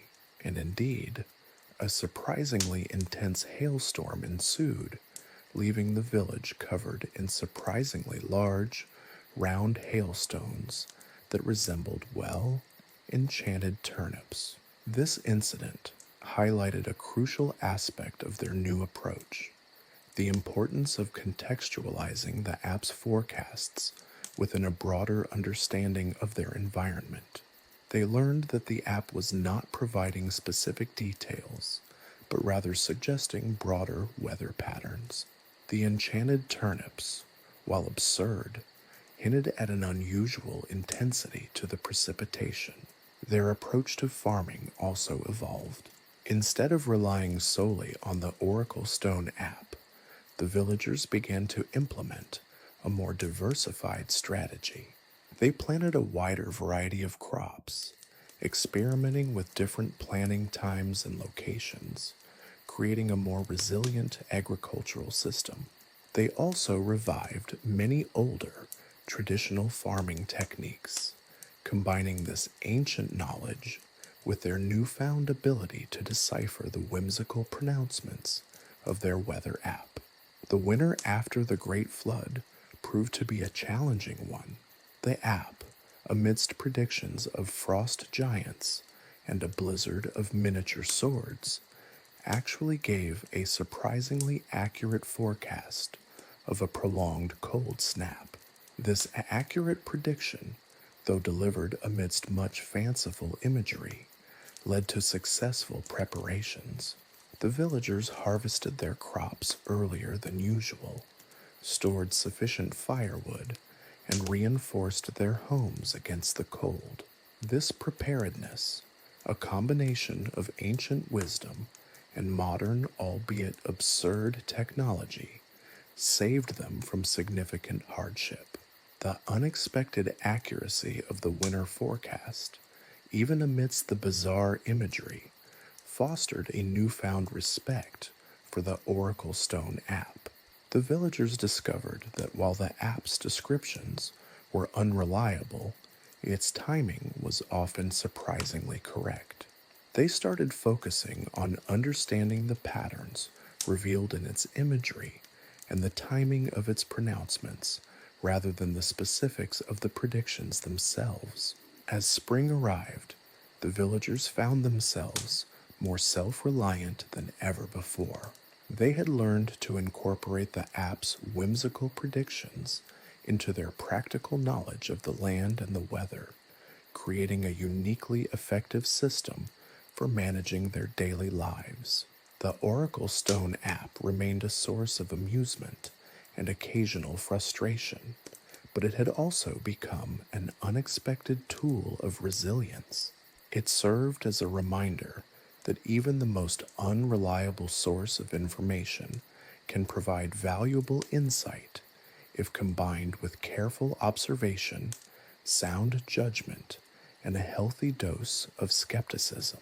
The Harvest Festival the following year was a much more tranquil affair than the one that took place after the Great Flood.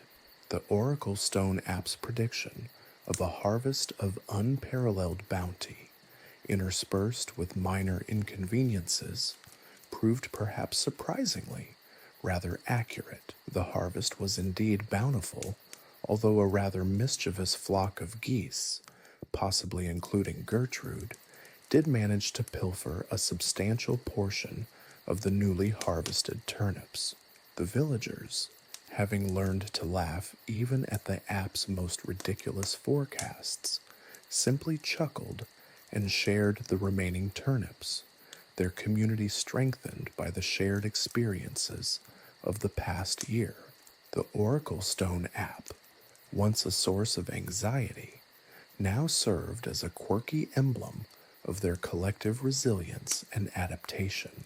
It was a testament to the human capacity to navigate the unpredictable currents of life, whether those currents were brought about by nature or by an exceptionally eccentric weather app.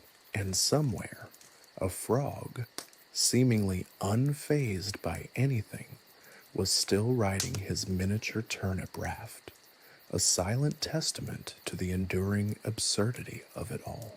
The approach of the Harvest Festival, a pivotal event in the village's calendar, cast a long shadow over their lives.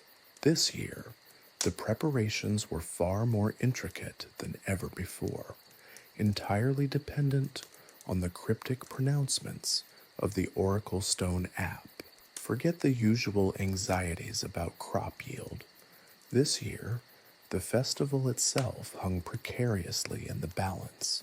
The app's prediction, a swirling vortex of illustrations depicting dancing turnips and a suspiciously jovial-looking badger playing a lute, hinted at a potentially spectacular, yet equally unpredictable, event.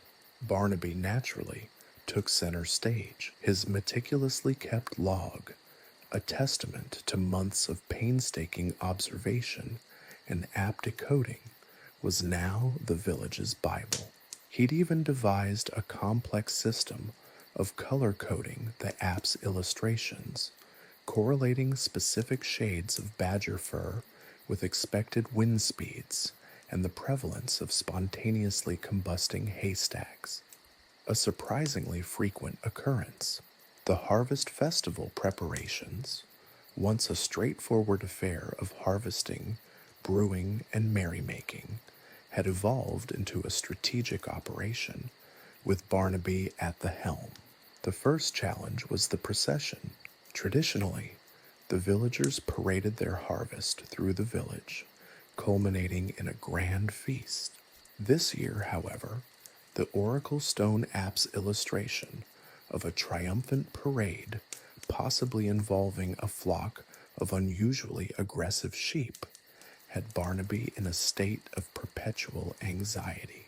He spent days devising contingency plans, including devising a complex system of sheep herding using strategically placed barrels of enchanted turnips left over from the previous hailstorm, and a rather dubious contraption made from repurposed farm implements that was supposed to resemble a giant, slightly unnerving scarecrow.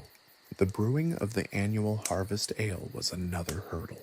The app, in its infinite wisdom, depicted a bubbling cauldron guarded by a rather grumpy-looking gnome wielding a miniature whisk. Barnaby interpreted this as a warning, a potential for fermentation issues. He consulted Agnes, whose knowledge of herbal remedies far outweighed her faith in the app, and together they devised a series of fail-safes involving a complex blend of herbs, chance, and occasionally a healthy dose of good old-fashioned luck. The most significant challenge, however, involved the feast itself. The app's prediction for the main course, a rendering of a giant roast boar surrounded by a swirling nebula of suspiciously delicious-looking vegetables, seemed straightforward enough. However, a smaller, seemingly insignificant detail threw Barnaby into a spiral of doubt. A tiny, almost imperceptible illustration of a mischievous-looking squirrel clinging to the boar's tail created an immense degree of uncertainty. This, Barnaby believed, hinted at potential theft, or even worse, a potential for unexpected guests. The entire village was involved in the meticulous preparation of the feast, with extra servings prepared to account for any potential squirrel-related casualties. The day of the harvest festival dawned with the usual mixture of excitement and trepidation. Barnaby, armed with his log, a magnifying glass, and an extra supply of enchanted turnips, just in case, oversaw the proceedings with a mixture of nervous energy and determined pragmatism. The procession went surprisingly smoothly. The sheep, possibly charmed by the sight of the absurdly large scarecrow, displayed only a mild interest in escape. The ale, thanks to Agnes's intervention, proved both delicious and miraculously free of gnome-related interference. Then came the feast. The roast boar, magnificent in its size and glistening in the autumn sun, was the centerpiece of the celebration. Just as the villagers were about to dig in, a flurry of activity erupted. A swarm of squirrels, far more numerous than anyone had anticipated, descended upon the feast, intent on pilfering the vegetables, particularly the turnips. Chaos ensued, a delightful flurry of villagers chasing squirrels, amidst much laughter and good-natured chaos. It was exactly as the app had predicted, a harvest of unparalleled bounty, interspersed with minor inconveniences.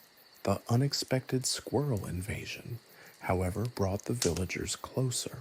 The shared experience of dodging furry projectiles while trying to secure their share of the feast reinforced their community spirit. The unexpected accuracy of the app's prediction, even in its absurd presentation, became a source of unexpected pride. It was as though the app, with its peculiar blend of whimsy and accurate timing, had orchestrated a truly memorable festival. As the sun set on the harvest festival, casting long shadows across the village, a sense of camaraderie permeated the air. The villagers, weary but content, shared stories of their encounters with the surprisingly organized squirrel army. They laughed at Barnaby's frantic efforts to protect the roast boar and his desperate attempts to appease the miniature, whisking gnome, who, it turned out, was simply an unusually enthusiastic bee. They toasted to the success of the harvest festival, a resounding triumph of community spirit, clever adaptation, and a healthy dose of acceptance of the absurd predictions of the Oracle Stone app. The app, with its nonsensical predictions and whimsical illustrations, had, against all odds, played a vital role in uniting the village and fostering an undeniable sense of togetherness. In the aftermath of the festivities, Barnaby reflected on the past year. The Oracle Stone app, once a source of anxiety, had become a part of their collective identity, a symbol of their ability to not only adapt to unexpected circumstances, but to find humor amidst the chaos. The app's seemingly random predictions had forced them to combine traditional practices with innovative thinking, resulting in a stronger, more resilient community. And so, the year ended on a note of contented absurdity. The Oracle Stone app, that bizarre blend of medieval technology and whimsical prognostication, continued to shape the daily lives of the village, its predictions a source of both amusement and unexpected wisdom. The villagers, armed with their traditional knowledge and the app's quirky guidance, looked towards the future, prepared for whatever bizarre weather event or mischievous creature the next season might bring. After all, they had learned to find humor and even a modicum of predictability within the inherent absurdity of it all. Life, much like the Oracle Stone app, was unpredictable, occasionally baffling, but always in its own unique way, incredibly entertaining. The frog, still astride his turnip raft, seemed to nod in silent agreement. The jovial aftermath of the harvest festival was short-lived. A week later, a chilling crack spiderwebbed across the Oracle Stone, silencing its cryptic pronouncements. Panic, sharper than any plague storm warning, gripped the village. The stone, their whimsical, yet surprisingly reliable weather app, was broken. The vibrant, badger-filled predictions were replaced by a stark, blank screen. Barnaby, once the celebrated app interpreter, now stood forlorn, his meticulously kept log seeming more like a tombstone for a bygone era of somewhat predictable chaos. Agnes, ever the pragmatist, was the first to speak, her voice cutting through the stunned silence. Well, this is a right royal mess, isn't it? We've gotten so reliant on that blasted stone, we've forgotten how to look at the clouds ourselves. Her statement was met with a chorus of sheepish agreement. The villagers, lulled into a false sense of security by the app, had neglected their own observational skills. The skies, once meticulously charted by Barnaby's app-based predictions, now seemed as cryptic as the stone itself. The immediate concern was the upcoming winter. Without the app's pronouncements, Preparing for the harsh season seemed an insurmountable task. The usual preparations, gathering firewood, reinforcing shelters, and ensuring sufficient food supplies, were now fraught with uncertainty. The villagers, accustomed to relying on the app's often absurd, yet timely warnings, found themselves adrift in a sea of doubt. The familiar comfort of even the most bizarre prediction was replaced by a chilling void.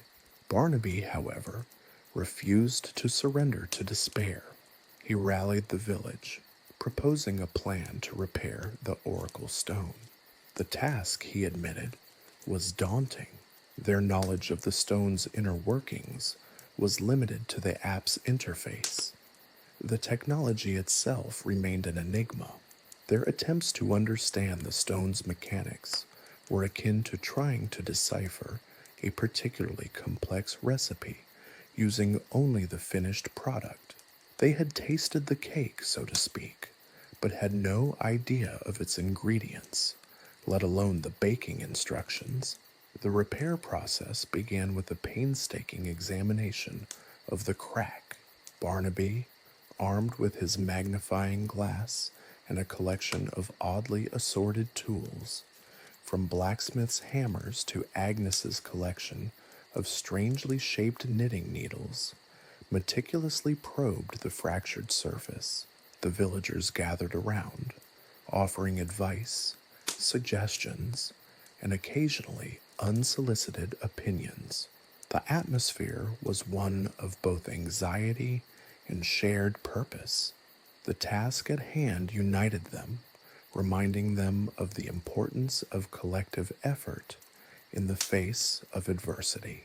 The repair process was slow and painstaking, each tiny step fraught with risk. The stone, it seemed, was as temperamental as a spoiled prince. A seemingly insignificant tap could send ripples through its surface, widening the crack. The villagers worked with a hushed reverence, treating the stone not merely as a piece of technology, but as a sacred relic, a testament to a peculiar blend of medieval ingenuity and technology. Days bled into weeks. The repair was proving far more challenging than Barnaby initially anticipated. The stone's intricate design, initially perceived as whimsical, was now recognized as highly complex, suggesting a sophistication beyond their current understanding. It was clear that this was no simple gadget. This was an artifact of immense technological complexity. Then, during one particularly meticulous attempt at repair, a small section of the stone unexpectedly shifted. Beneath the outer layer of the device, hidden by an elaborate system of interlocking panels, lay a hidden compartment. The villagers gasped, their eyes widening in amazement. Within the compartment, they discovered a collection of symbols far older and more cryptic than those displayed on the app's screen. These symbols, unlike the cheerful illustrations of badgers and turnips, were austere and enigmatic. They resembled ancient runes, their meaning entirely lost to time. The discovery was baffling and awe-inspiring. It suggested a history far richer and more complex than anyone had ever imagined. The app, it turned out, was not merely a simple device. It was the culmination of centuries of technological evolution. It was a testament to the ingenuity of their ancestors, far surpassing anything they could have ever imagined. The villagers stared at the symbols, their faces a mixture of confusion and wonder. The stone, they now realized, was not simply a weather forecasting device. It was a time capsule, a gateway to a forgotten past. The intricate workings of the stone became a fascinating puzzle, a test of their ingenuity and problem-solving skills. The challenge was immense, but so was the potential reward. The discovery reignited their determination. The repair of the oracle stone became secondary to the deciphering of its secrets. The villagers, led by Barnaby and Agnes, embarked on a quest to understand the ancient symbols, hoping to unlock the mysteries held within the stone. They consulted ancient texts, consulted with scholars from neighboring villages, and even tried to incorporate their own rudimentary understanding of astronomy and meteorology. The journey was arduous, filled with dead ends and false starts. Yet, the villagers persevered, driven by their curiosity and a newfound respect for the ancient technology. The Oracle Stone, once a source of mere amusement and predictive power, now held the potential to unlock a deeper understanding of their history and their place in the world. The seemingly simple repair had evolved into a much larger quest, a testament to human curiosity, resilience, and the surprising depth of their seemingly simplistic past. The discovery changed everything. The simple repair had opened up a window into a much richer and more complex history, reminding them that even in the most whimsical of technological advancements, there lies a deep well of history and technological ingenuity. The discovery of the hidden compartment, a treasure trove of ancient runes, shifted the focus from mere repair to a quest for understanding. The initial panic over the broken oracle stone had been replaced by a feverish excitement, a collective yearning to unlock the secrets of their ancestors. Barnaby, once solely the interpreter of badger-filled forecasts, now found himself at the helm of an archaeological expedition, albeit one conducted with blacksmith's hammers and knitting needles. Agnes, ever practical, took charge of organizing the villagers. Her organizational skills, previously employed in meticulously arranging the harvest festival's turnips, now served to coordinate the efforts of a team of rune deciphering enthusiasts. Surprisingly, it was Cuthbert, the village butcher, whose keen eye for detail proved invaluable in analyzing the intricate patterns etched into the stone. His years of experience in meticulously separating sinew from meat translated surprisingly well into discerning subtle variations in the rune carvings. Who knew that a sharp butcher's knife could be as effective a tool for historical research as a scholar's quill? Ilara, the village spinner, known for her nimble fingers and uncanny ability to unravel even the most tangled skeins of wool, brought her expertise to the task of gently cleaning the runes without causing further damage to the delicate stone.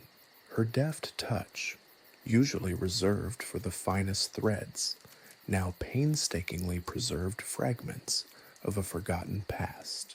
The villagers' initial concern about the broken weather app morphed into a community project, highlighting hidden talents and surprising collaborations.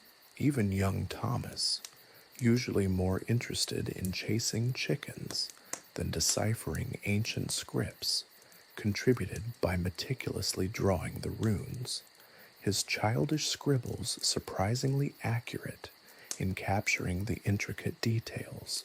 The work became a communal affair. The village hall, usually echoing with laughter and the clatter of tankards, transformed into a bustling workshop. Tables overflowed with ancient texts, dusty scrolls, and a chaotic assortment of tools.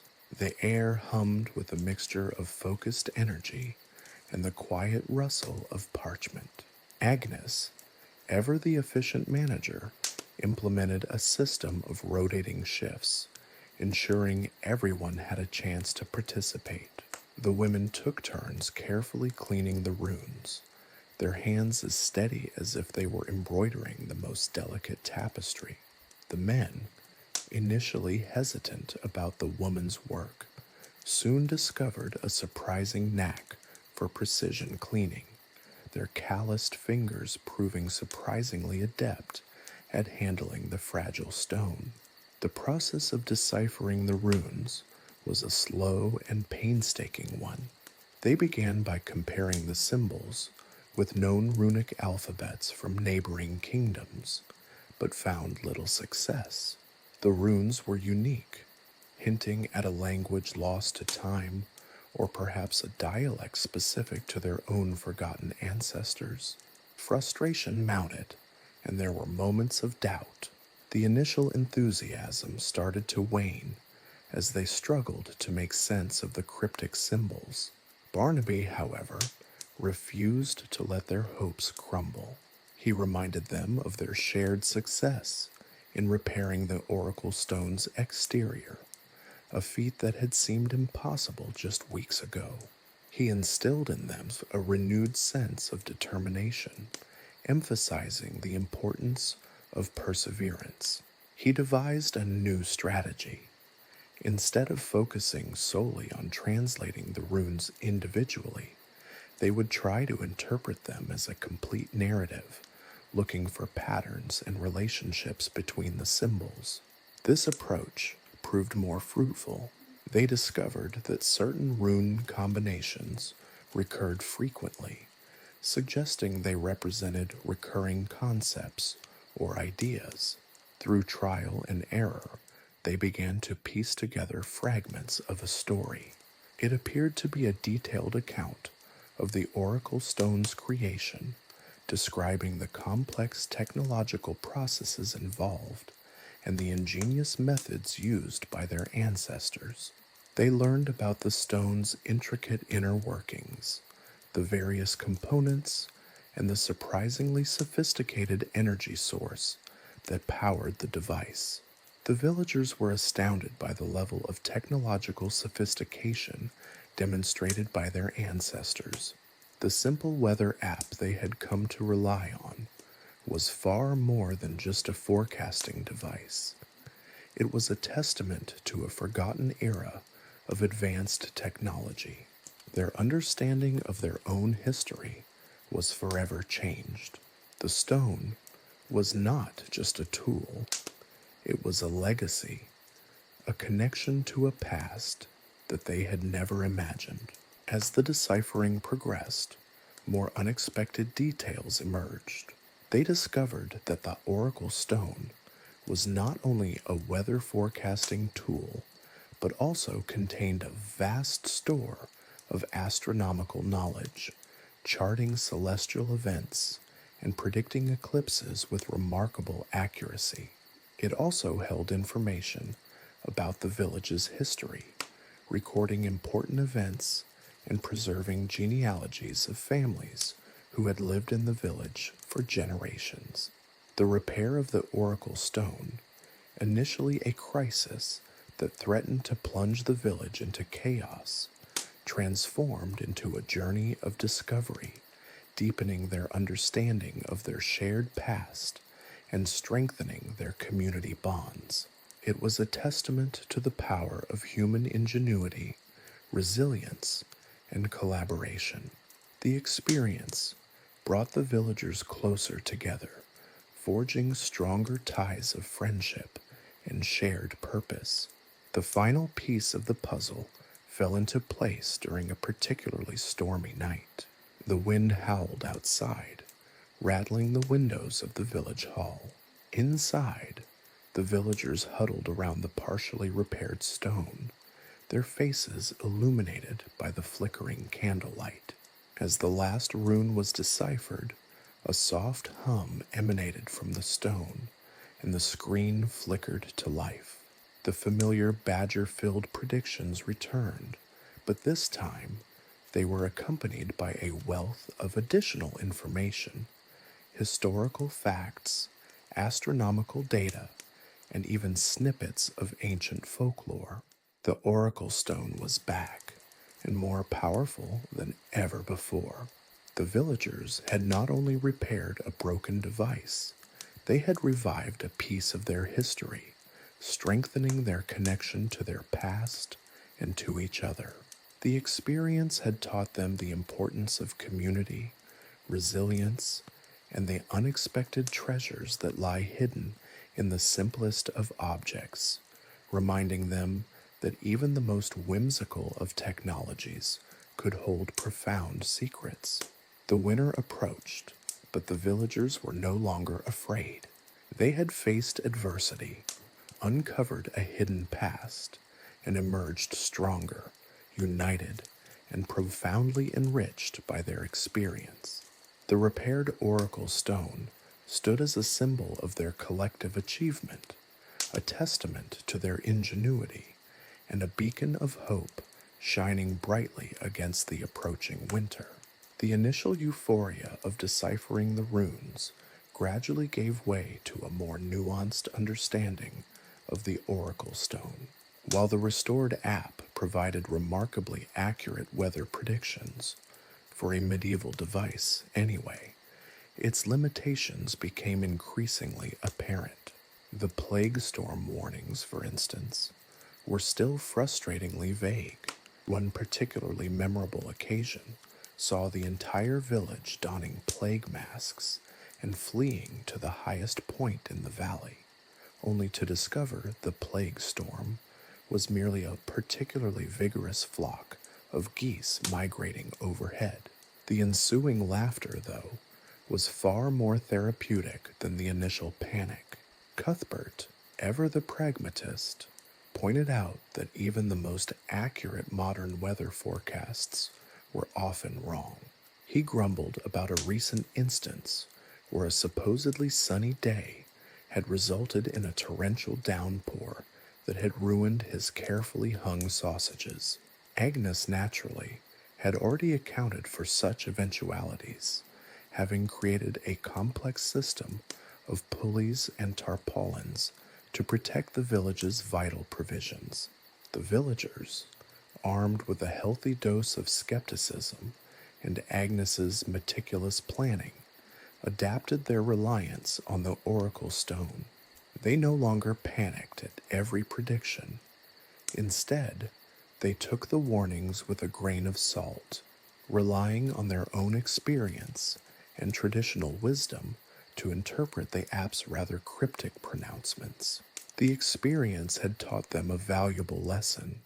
Technology, even ancient technology, was a tool, not a replacement for common sense.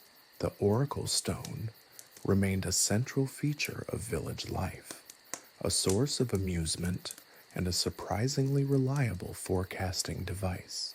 But its pronouncements were now discussed and debated, weighed against the local signs and omens, and the accumulated knowledge passed down through generations. Old man Fitzwilliam, who'd scoffed at the whole notion of a talking stone in the beginning, became an invaluable advisor, interpreting the app's forecasts in light of his extensive experience with local weather patterns. He could predict a storm with uncanny accuracy by observing the behavior of his prize-winning pig, Penelope, whose grunts and snorts seemed to possess a meteorological sensitivity that rivaled the Oracle Stone itself. One day, the app predicted a dragon sighting of moderate intensity, possibly involving mild disruption to sheep grazing. This initially caused a flurry of excitement and speculation, particularly among the younger villagers who imagined a glorious battle with a fearsome beast. Agnes, however, after carefully considering the forecast, alongside the peculiar behavior of her prize-winning goose, a different one than Penelope, this one named Bartholomew, and Fitzwilliam's ruminations on the cloud formations, declared the dragon to be nothing more than a particularly large kite flown by some mischievous travelers from a neighboring village.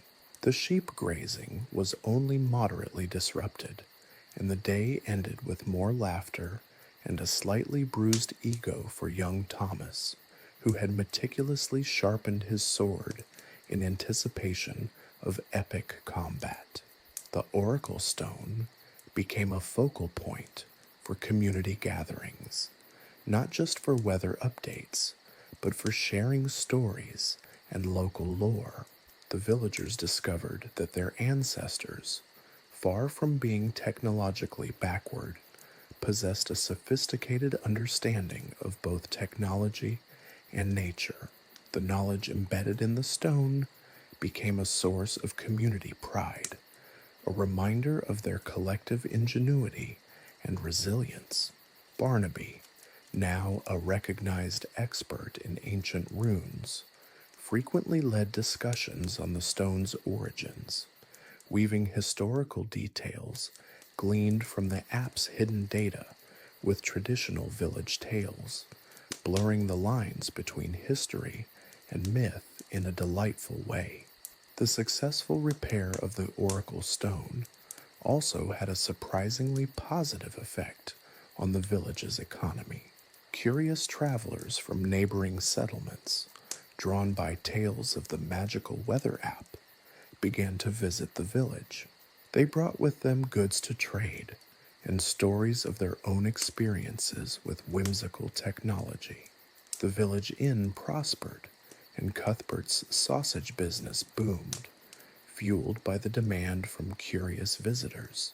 Even young Thomas found himself in demand as a local guide, leading tourists to the Oracle Stone and regaling them with stories of the great rune deciphering adventure.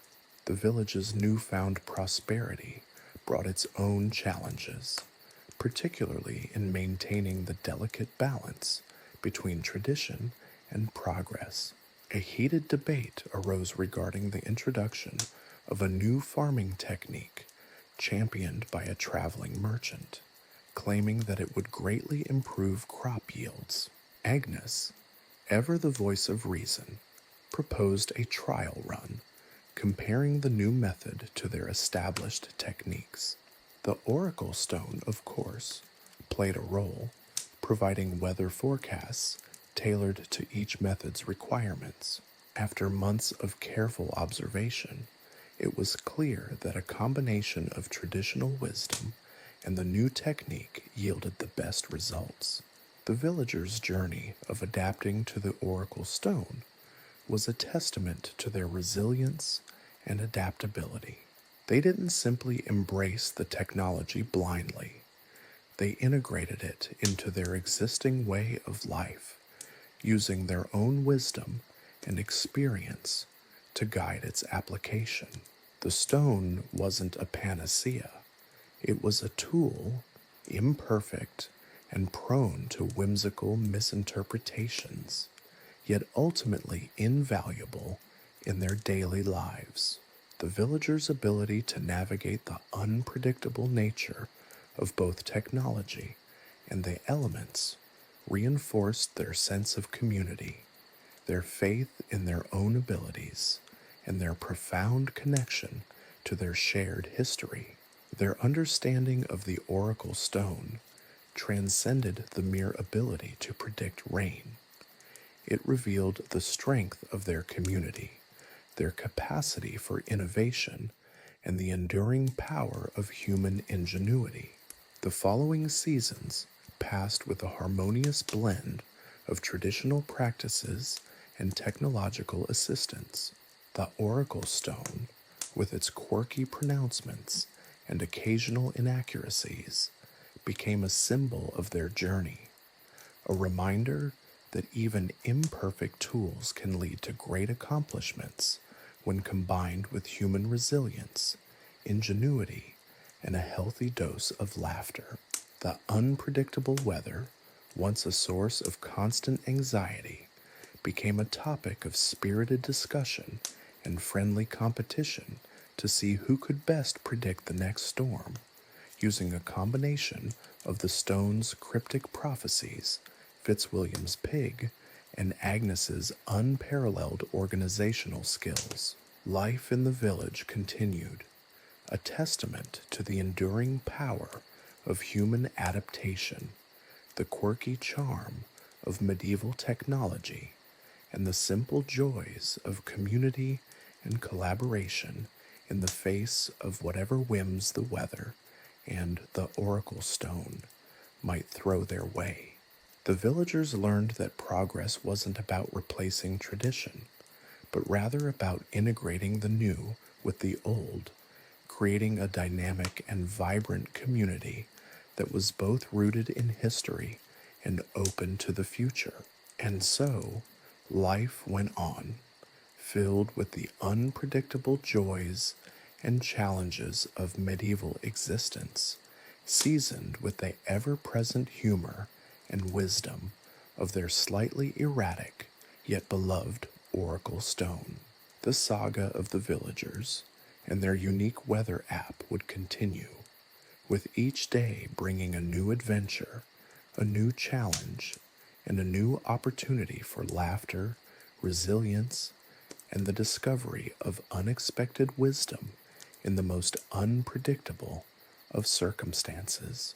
The tale of the oracle stone, however, would forever serve as a reminder of the time when a simple, slightly flawed, and wildly entertaining weather app helped a medieval village forge a stronger bond, navigate the uncertainties of life, and discover a deeper connection to its own history. Chapter 4, Lessons Learned. The following autumn, a particularly perplexing forecast emerged from the oracle stone. Uncertainties abound. Proceed with caution. Possible spontaneous combustion of farm animals.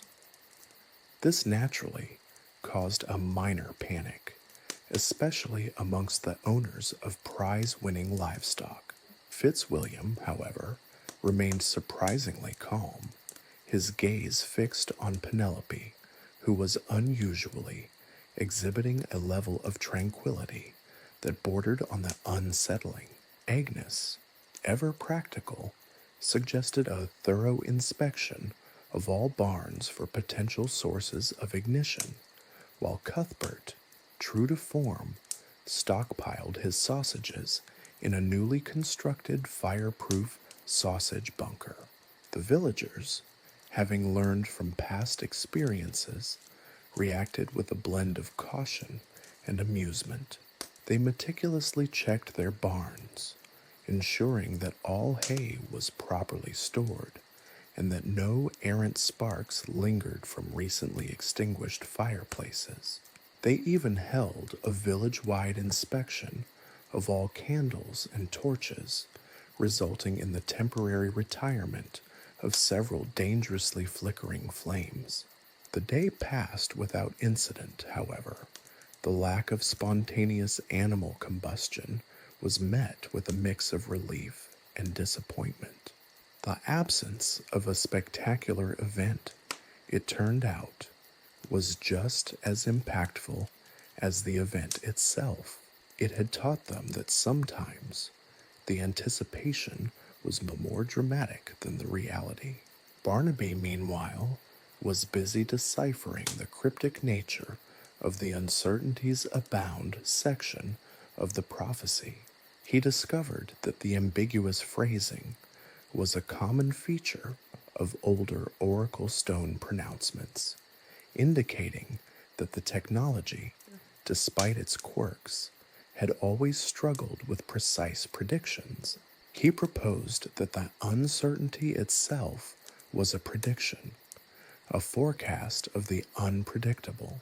This revelation, while intellectually stimulating, offered little practical advice for dealing with potential farm animal combustion, a point not lost on Cuthbert.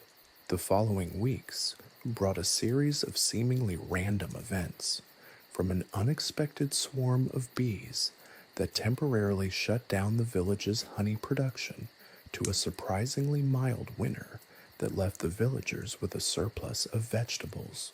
The oracle stone offered little in the way of clear guidance, its forecasts alternating between cryptic pronouncements and bafflingly optimistic predictions. Yet, the villagers discovered that they were coping better than ever before. They had learned to accept the unpredictable nature of life, to embrace the uncertainty, and to rely on their own ingenuity and collective wisdom. The unpredictable nature of the Oracle Stone's predictions, they found, forced them to be more attentive to their surroundings. They began to observe the subtle signs and patterns in nature, rediscovering the traditional methods of weather forecasting that had been largely overshadowed by the stone's technological allure. Fitzwilliam's pig became a particularly reliable source of information, her moods seemingly synced with impending weather changes. Agnes, ever the meticulous planner, created contingency plans for every conceivable scenario, ranging from sudden infestations of locusts to unexpected visits from the Duke. The village's newfound acceptance of uncertainty fostered a relaxed and more cooperative atmosphere. The constant anticipation of disaster, once a source of stress and anxiety, was replaced by a quiet determination to adapt to whatever came their way.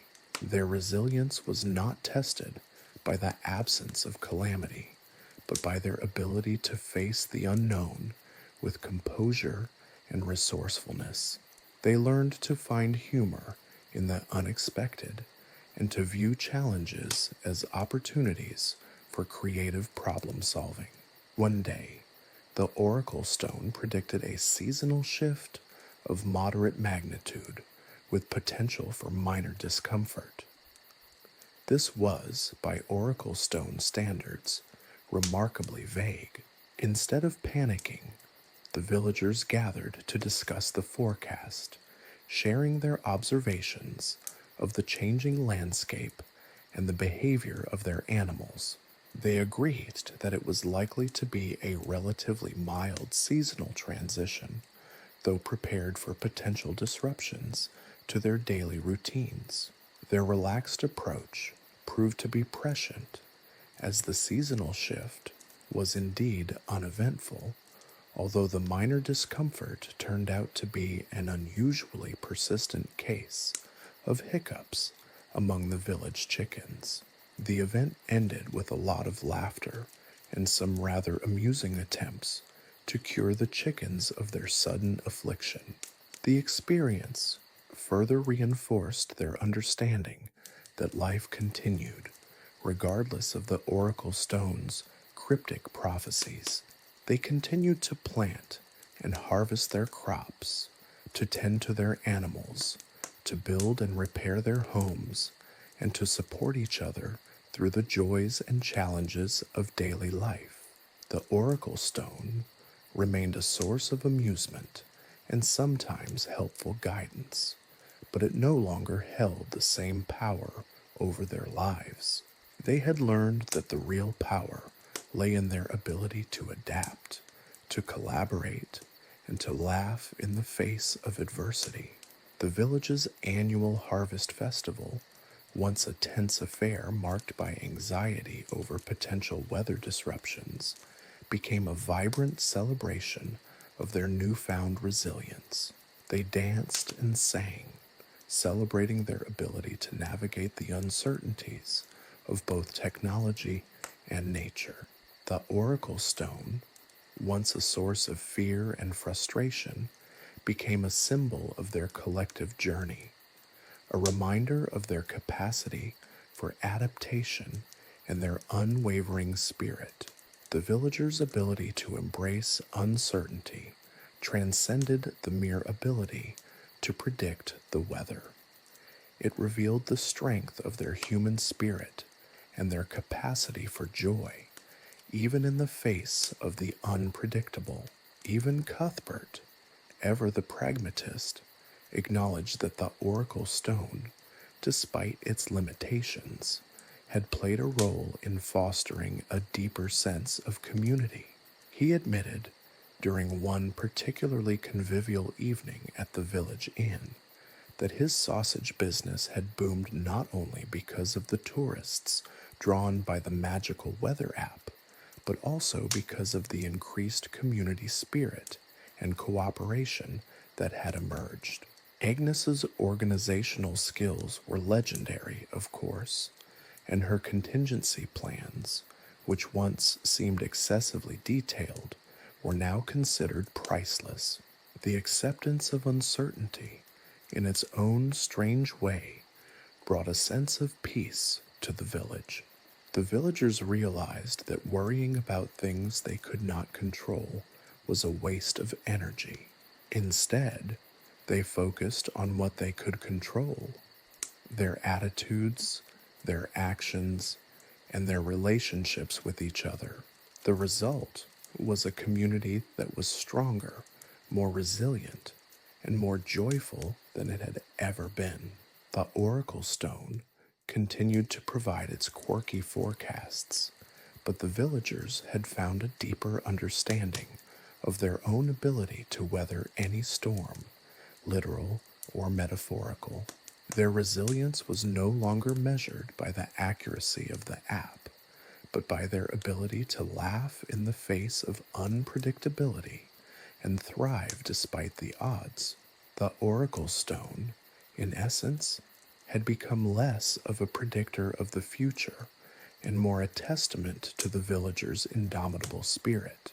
Their journey, a testament to the enduring power of human adaptation, taught them that true resilience wasn't about avoiding uncertainty, but embracing it. The following spring, a particularly persistent drizzle led to a heated debate in the village square. The Oracle Stone, in its typically cryptic fashion, had predicted moisture accumulation of noteworthy proportions. While this technically proved accurate, it offered little in the way of actionable advice. Agnes, ever the pragmatist, pointed out that the persistent rain was hindering planting, potentially leading to a poor harvest. Barnaby, however, suggested that the Oracle Stone's vagueness should not be cause for alarm, reminding everyone that their ancestors had successfully farmed for centuries without the benefit of a magical rock. This remark sparked a lively discussion about the limitations of technology, even magical technology. Fitzwilliam, his pig surprisingly silent on the matter, suggested that relying solely on the Oracle Stone had made them complacent, neglecting their own powers of observation. He recalled tales from his grandfather about predicting weather changes based on the behavior of animals and the subtle shifts in the wind. Cuthbert surprisingly agreed, acknowledging that his sausage sales had not been as robust since they had become overly reliant on the stone's predictions. He missed the old days when his own intuition and perhaps a dash of superstition had guided his planning. The villagers began to reevaluate their reliance on the Oracle Stone. They realized that while the app provided a quirky and occasionally helpful forecast, it hadn't completely replaced the need for keen observation and practical knowledge. Their ancestors, they recalled, possessed a deep understanding of the natural world, skills that had been somewhat neglected in the enthusiasm for technological advancement, however whimsical that advancement might have been. Old Farmer Giles, a man whose age rivaled the Oracle Stone's operational lifespan, stepped forward, his gnarled fingers pointing to the sky. He spoke of the way clouds gather, the subtle changes in wind direction, the behavior of insects, and the peculiar chirping patterns of certain birds. He demonstrated how the feel of the air, the moisture content of the soil, and even the smell of the earth could be used to predict impending weather changes with surprising accuracy. His lessons were a revelation, reminding the villagers of a vital connection to nature that had almost been forgotten in their pursuit of technological certainty. Agnes, ever the organizer, proposed a system that integrated the Oracle Stone's forecasts with traditional methods. They would continue to consult the stone for its often amusing predictions, but they would also pay closer attention to the natural indicators Giles had described. This combined approach proved to be incredibly effective. The Oracle Stone might predict a plague of toads of uncertain magnitude, but the villagers could supplement that vague warning with their own observations, noting that the prevailing wind and unusual cloud formations meant it would probably just be a mild shower.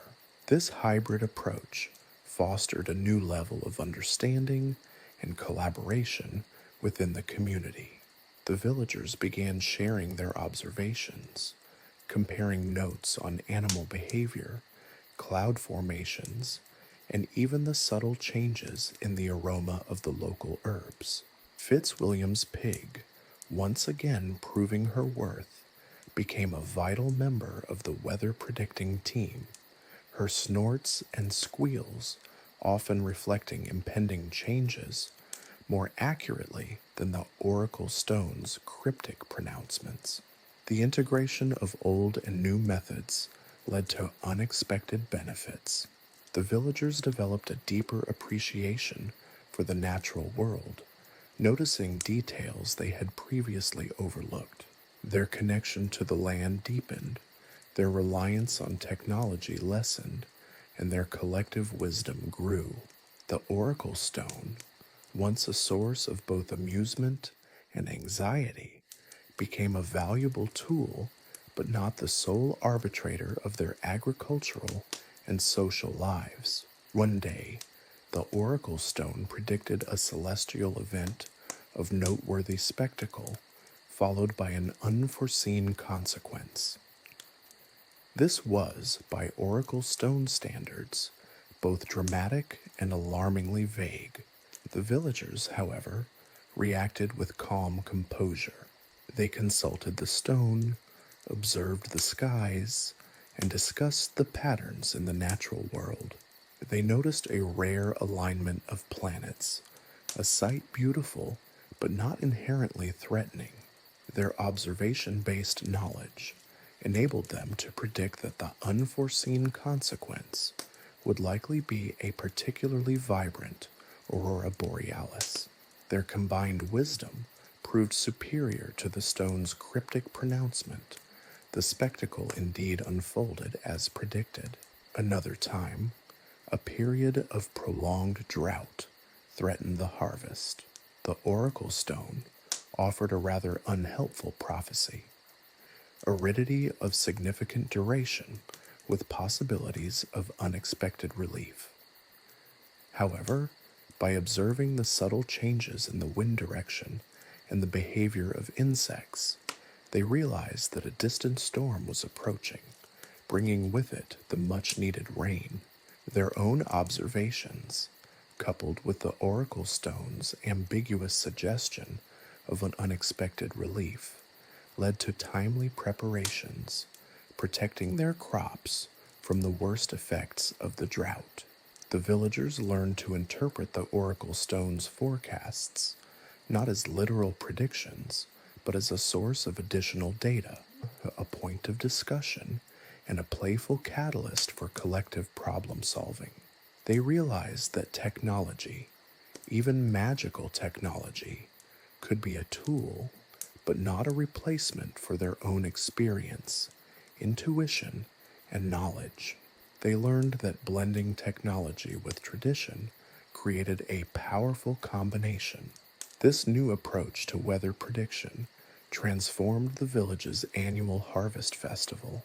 It was no longer a tense affair, dominated by anxiety over the weather.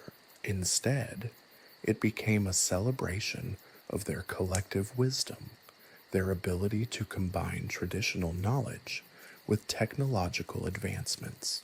The festival featured a display of traditional weather prediction methods, alongside displays showcasing the oracle stone's whimsical pronouncements.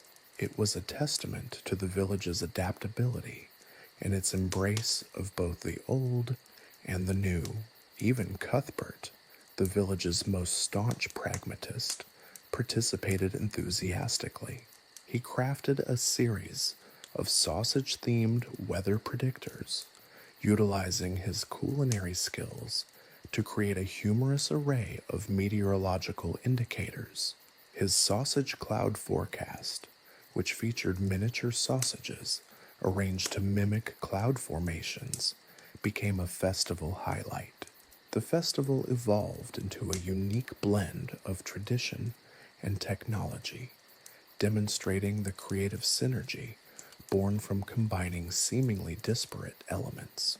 The Oracle Stone continued to offer its cryptic pronouncements, but the villagers' responses had evolved.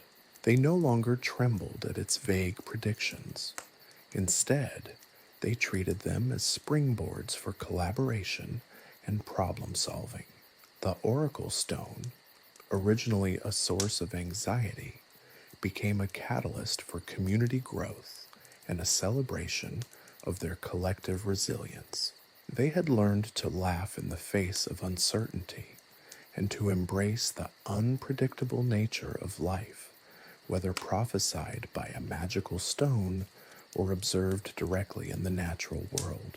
Their story became a legend, a tale of how a village, armed with both ancient wisdom and a quirky technological marvel, learned to navigate the uncertainties of life with laughter, ingenuity, and a healthy dose of collective wisdom. The limitations of their technology had inadvertently led them to a greater understanding of their own capabilities, reminding them that the most reliable weather prediction often came not from an app, but from the careful observation of the world around them. And that, they agreed, was a lesson worth celebrating. The following autumn brought with it not the expected harvest of bountiful proportions, predicted by the Oracle Stone, but a series of unexpected frosts that threatened to decimate the late season crops. The stone, in its typically unhelpful way, had simply stated chilly deviations of note. While technically accurate, this left the villagers scrambling. Panic, however, was short-lived. The experience of the previous year, with its lessons in combined observation and technology, served them well. Agnes, her organizational skills honed by countless village crises, immediately convened a meeting. Instead of descending into chaos, the villagers gathered in the town square, a testament to the strength of their newly forged community bonds. They shared their observations, noting the unusual cloud formations, the stillness of the air, and the peculiar behavior of the village geese, who it turned out were remarkably sensitive to changes in temperature. Fitzwilliam, ever the practical one, suggested they utilize the old haystacks as makeshift shelters for the vulnerable crops. Barnaby, despite his initial skepticism of traditional methods, enthusiastically volunteered to help. His enthusiasm, fueled by the memory of his slightly burnt but surprisingly delicious frost-kissed turnips from the previous year. Even Cuthbert, ever the shrewd businessman, contributed, offering his oversized sausages as temporary insulation for the most delicate seedlings. The absurd image of sausages wrapped around vulnerable plants sparked a wave of laughter, releasing some of the tension. This collective effort, fueled by both pragmatism and a shared sense of humor, proved remarkably effective. They worked tirelessly, their actions a silent testament to the power of community in the face of adversity. The frost did damage, but thanks to their collective preparedness and efficient work, the losses were minimal. The harvest, while not as bountiful as initially hoped, was sufficient to sustain the village through the winter. The experience strengthened the bonds between the villagers even further, solidifying the trust and cooperation they had cultivated over the past year. The following winter, unusually harsh, tested their resilience. The Oracle Stone's prediction of extended period of icy conditions was for once remarkably accurate. But instead of succumbing to despair, the villagers drew upon their combined knowledge and experience. They shared firewood, organized communal meals, and even created a new form of entertainment, a storytelling competition revolving around the Oracle Stone's most absurd predictions. These gatherings, far from being mere distractions, fostered a sense of solidarity and warmth that kept their spirits high through the long, dark months. The community's strength wasn't limited to surviving harsh weather conditions. A dispute over grazing rights between neighboring villages threatened to erupt into a full-blown conflict, a situation that would have easily fractured a weaker community. However, this village, tempered by the shared experience of facing adversity together, reacted differently.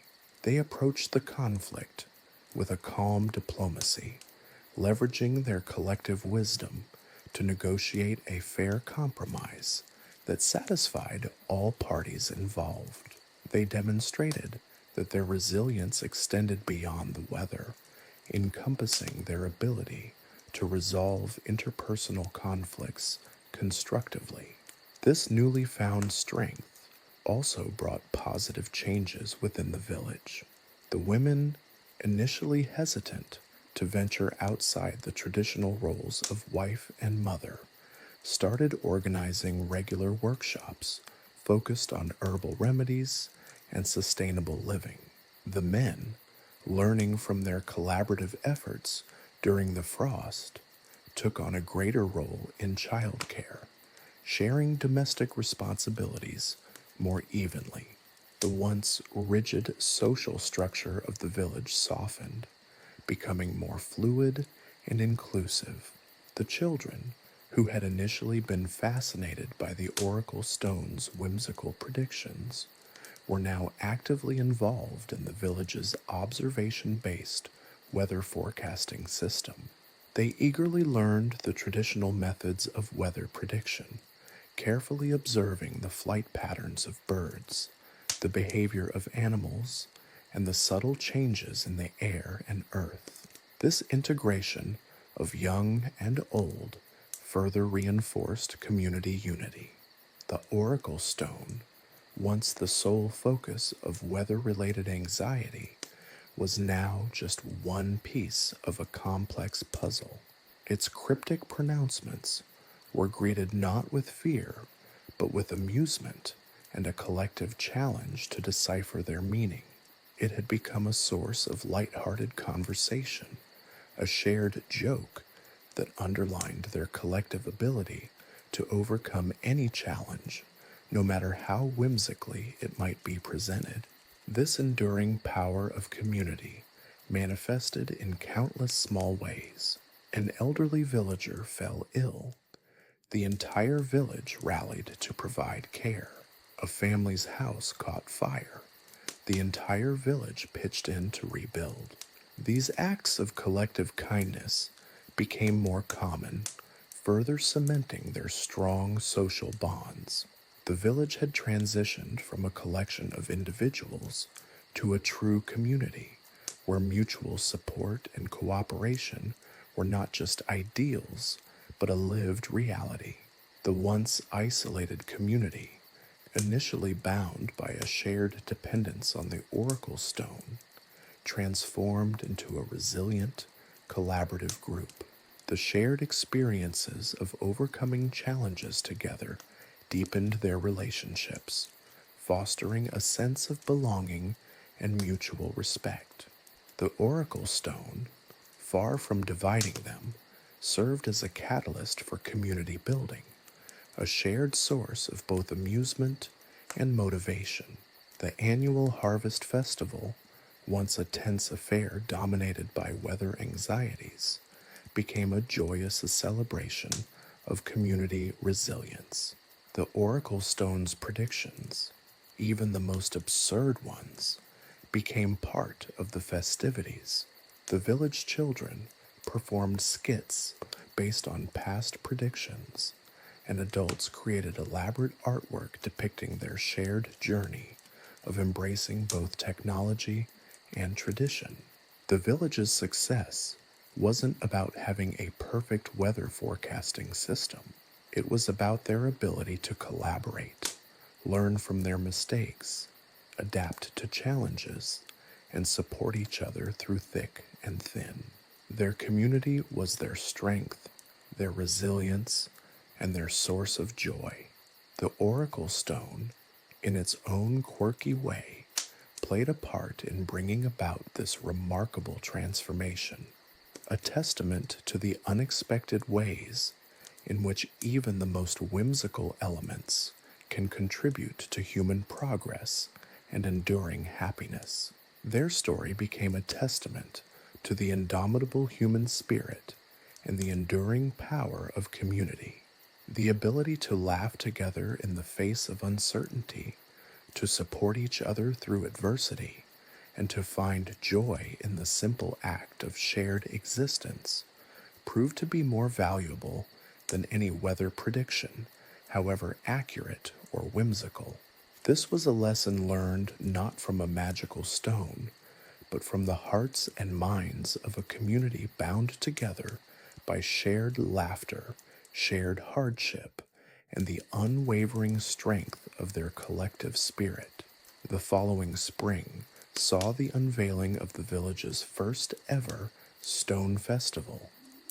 It wasn't a religious ceremony, nor a solemn occasion, but a riotous celebration of their unlikely partnership with the Oracle Stone. Agnes, ever the pragmatist with a flair for the dramatic, had orchestrated the event. The square, usually a simple space for announcements and the occasional goose chase, was transformed. Banners depicting the stone's most memorable and hilarious predictions fluttered in the gentle breeze. Fitzwilliam, surprisingly adept at carpentry, had constructed a magnificent stage. Its backdrop, a giant hand-painted replica of the stone itself, complete with exaggerated cracks and swirling mystical markings. The festival showcased the villagers' newfound creative energy. Barnaby, having finally perfected his frost-kissed turnip recipe, offered samples to everyone, his previously skeptical face now beaming with pride. Cuthbert, abandoning his usual business acumen, surprised everyone with a series of incredibly elaborate sausage sculptures. A family of sausages enacting a reenactment of the cloudy with a chance of dragon sighting prophecy. The children, of course, were the stars of the show. They performed a play based on the year's events, with the Oracle Stone's predictions providing the comical plot twists. Their vibrant costumes, created using recycled materials and inspired by the stone's markings, were a testament to their creativity and ingenuity. But the true highlight of the festival was the unveiling of the stone tapestry. It was a massive piece of textile art, painstakingly woven by the women of the village. The tapestry wasn't a mere depiction of the stone. It was a visual narrative of their year, a rich portrayal of their journey from dependence to collaboration, from anxiety to laughter. Intricate threads, dyed with natural pigments, depicted the villagers' struggles and triumphs, their collective efforts to overcome the challenges posed by both the stone's cryptic pronouncements and the unpredictable elements. The stone's cryptic pronouncements, once sources of fear and uncertainty, were now woven into the tapestry as bold, colorful patterns, transforming their former anxieties into vibrant symbols of resilience. The tapestry served as a powerful reminder of their collective strength and a celebration of their shared history. The stone's influence spread beyond the festival. Its imagery found its way into everyday life. The distinctive swirling patterns began to appear on pottery, on clothing, and even on the village's tools. It wasn't mere imitation. The villagers were reinterpreting the stone's markings, transforming them into unique designs that reflected their own experiences. A potter's wheel produced bowls and jugs, adorned with the stone's cryptic symbols, transforming what once was a cause of worry into decorative motifs. Each piece was unique, reflecting the individual artist's interpretation of the stone's enigmatic message. The children's toys even incorporated elements of the stone's imagery. Wooden dolls sported swirling patterns on their clothes, and miniature versions of the stone served as playthings. These were not mere copies, but imaginative reinterpretations, reflecting the children's understanding and appreciation of their heritage. The stone's presence was integrated into their games and stories, shaping their imagination and understanding of their village's history. The transformation of the stone's imagery into a vibrant part of village culture wasn't merely decorative. It represented the village's ability to not only survive, but thrive in the face of uncertainty. The stone, once a source of anxiety, became a symbol of their resilience, their adaptation, and their collective creativity. The integration of the stone's imagery into their cultural artifacts demonstrated a profound shift in their relationship with technology, from one of dependence to one of mastery. They had taken something they initially feared and turned it into a source of inspiration and pride. It was a testament to their ability to embrace and reinterpret technology within their own cultural framework. The integration of the stone's imagery into the village's culture also fostered a sense of shared identity. The common motifs served as visual reminders of their collective experiences, reinforcing their bonds and sense of community. The shared understanding of the symbols created a powerful sense of unity and belonging, strengthening their resilience in the face of future uncertainties. The stone's legacy was no longer solely defined by its weather predictions. It extended to their collective cultural identity. The impact of the stone's legacy extended to the architecture of the village. New buildings began to incorporate the stone's patterns into their designs. The swirling lines and cryptic markings appeared as decorative elements on rooftops, window frames, and even on the village well.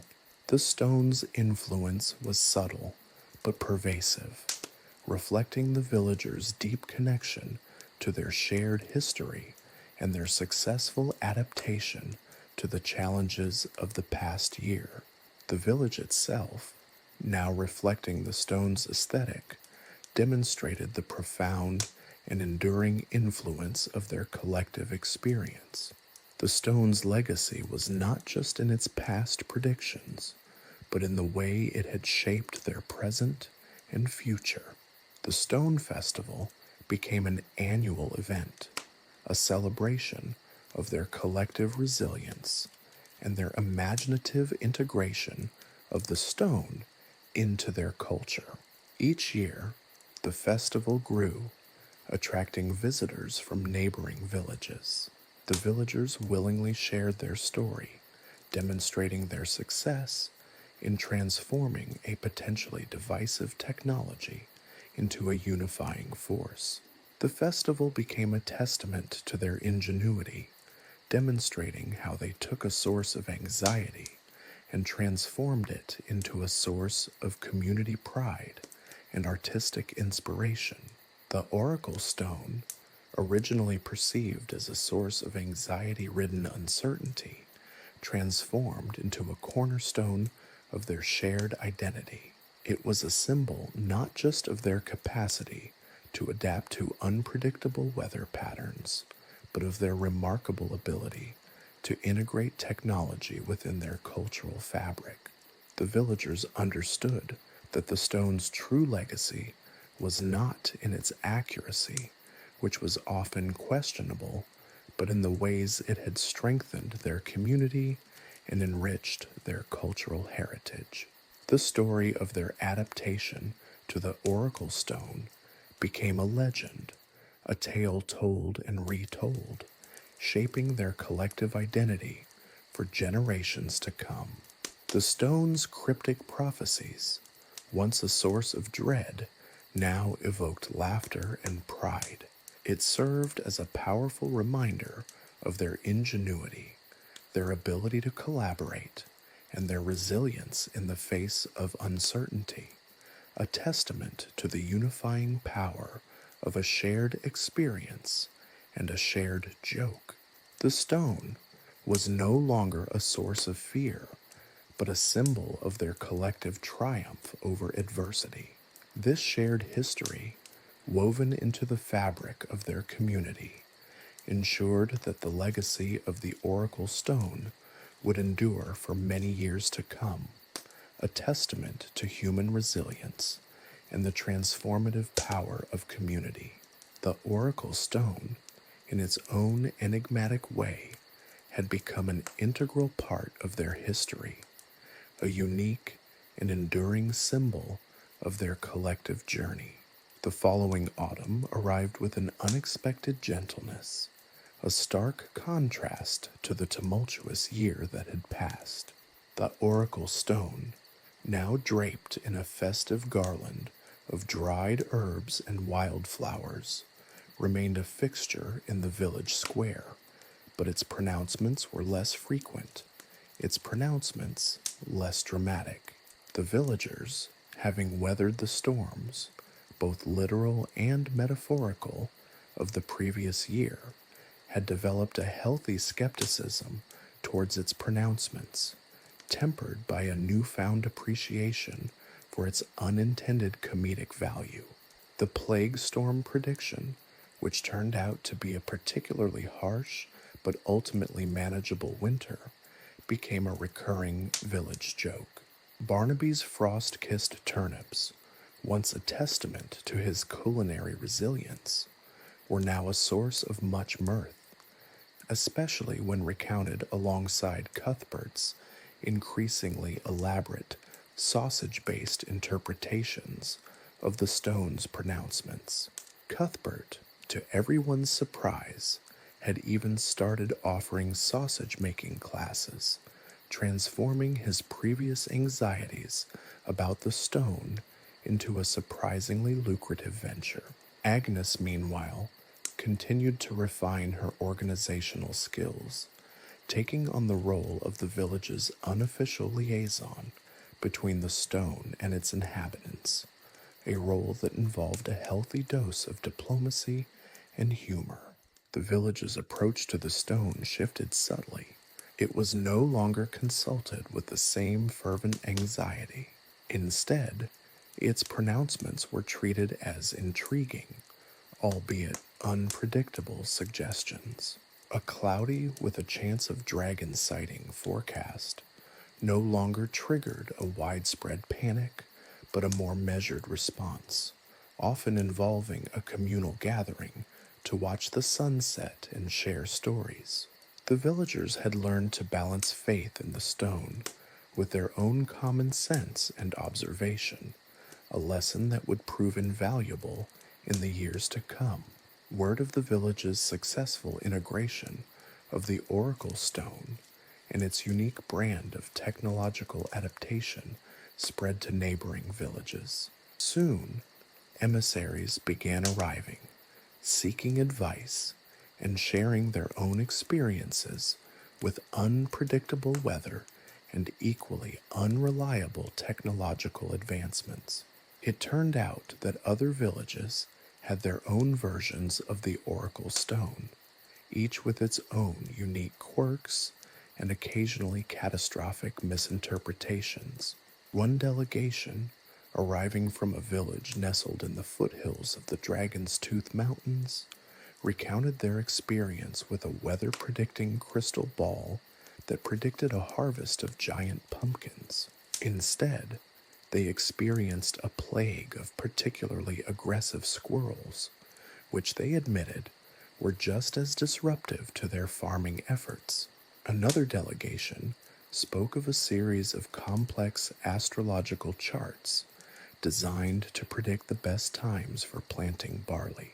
Instead, those charts had led to widespread confusion and a significant reduction in their barley yield. These stories served as stark reminders of the limitations of technology and the importance of combining technological advancements with human observation and common sense. The exchange of experiences and stories fostered a sense of solidarity among the villages.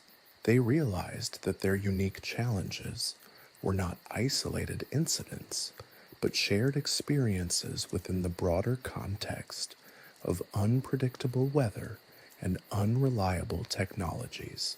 This realization led to the formation of a regional Weather Wisdom Council composed of representatives from various villages dedicated to sharing information and collaboratively navigating the challenges of integrating new technologies. This council became a forum for sharing knowledge and experience, fostering a greater sense of community and resilience. Their newly found collaborative spirit also extended to other areas of village life. Building upon the success of the Stone Festival, they organized a regional crafts fair where artisans from across the region showcased their unique creations, many inspired by the various technologies they had encountered. The fair became a celebration of community and resilience, a testament to their shared capacity to adapt and overcome challenges. The villagers' journey with the Oracle Stone also had an unexpected impact on their children's education. Agnes, ever the visionary, incorporated the events of the past year into the village school curriculum, teaching the children valuable lessons about the limitations of technology, the importance of observation and critical thinking, and the strength that comes from collaborative problem solving. The children learned to approach new technologies with a healthy dose of skepticism and a strong sense of critical thinking, skills that would prove invaluable in their future lives. The arrival of new technologies in the following years was met with a more measured and considered approach. A traveling merchant introduced a new type of irrigation system designed to optimize water usage and improve crop yields. Instead of blindly adopting the technology, the villagers carefully evaluated its suitability to their specific needs and environment, incorporating the system gradually while retaining traditional methods that proved reliable. They had learned from their experiences with the Oracle Stone that technological advancements, however promising, were only effective when integrated with existing knowledge, local conditions, and sound judgment. The village's approach to technological advancement became a model for other communities, a testament to their capacity for innovation, adaptation, and wisdom. They demonstrated that progress wasn't just about embracing the latest invention, but about integrating it thoughtfully and strategically within a framework of existing knowledge, cultural values, and community collaboration. The villagers understood that true progress lies not in blindly following technological advances, but in harnessing their potential while safeguarding their traditions and values.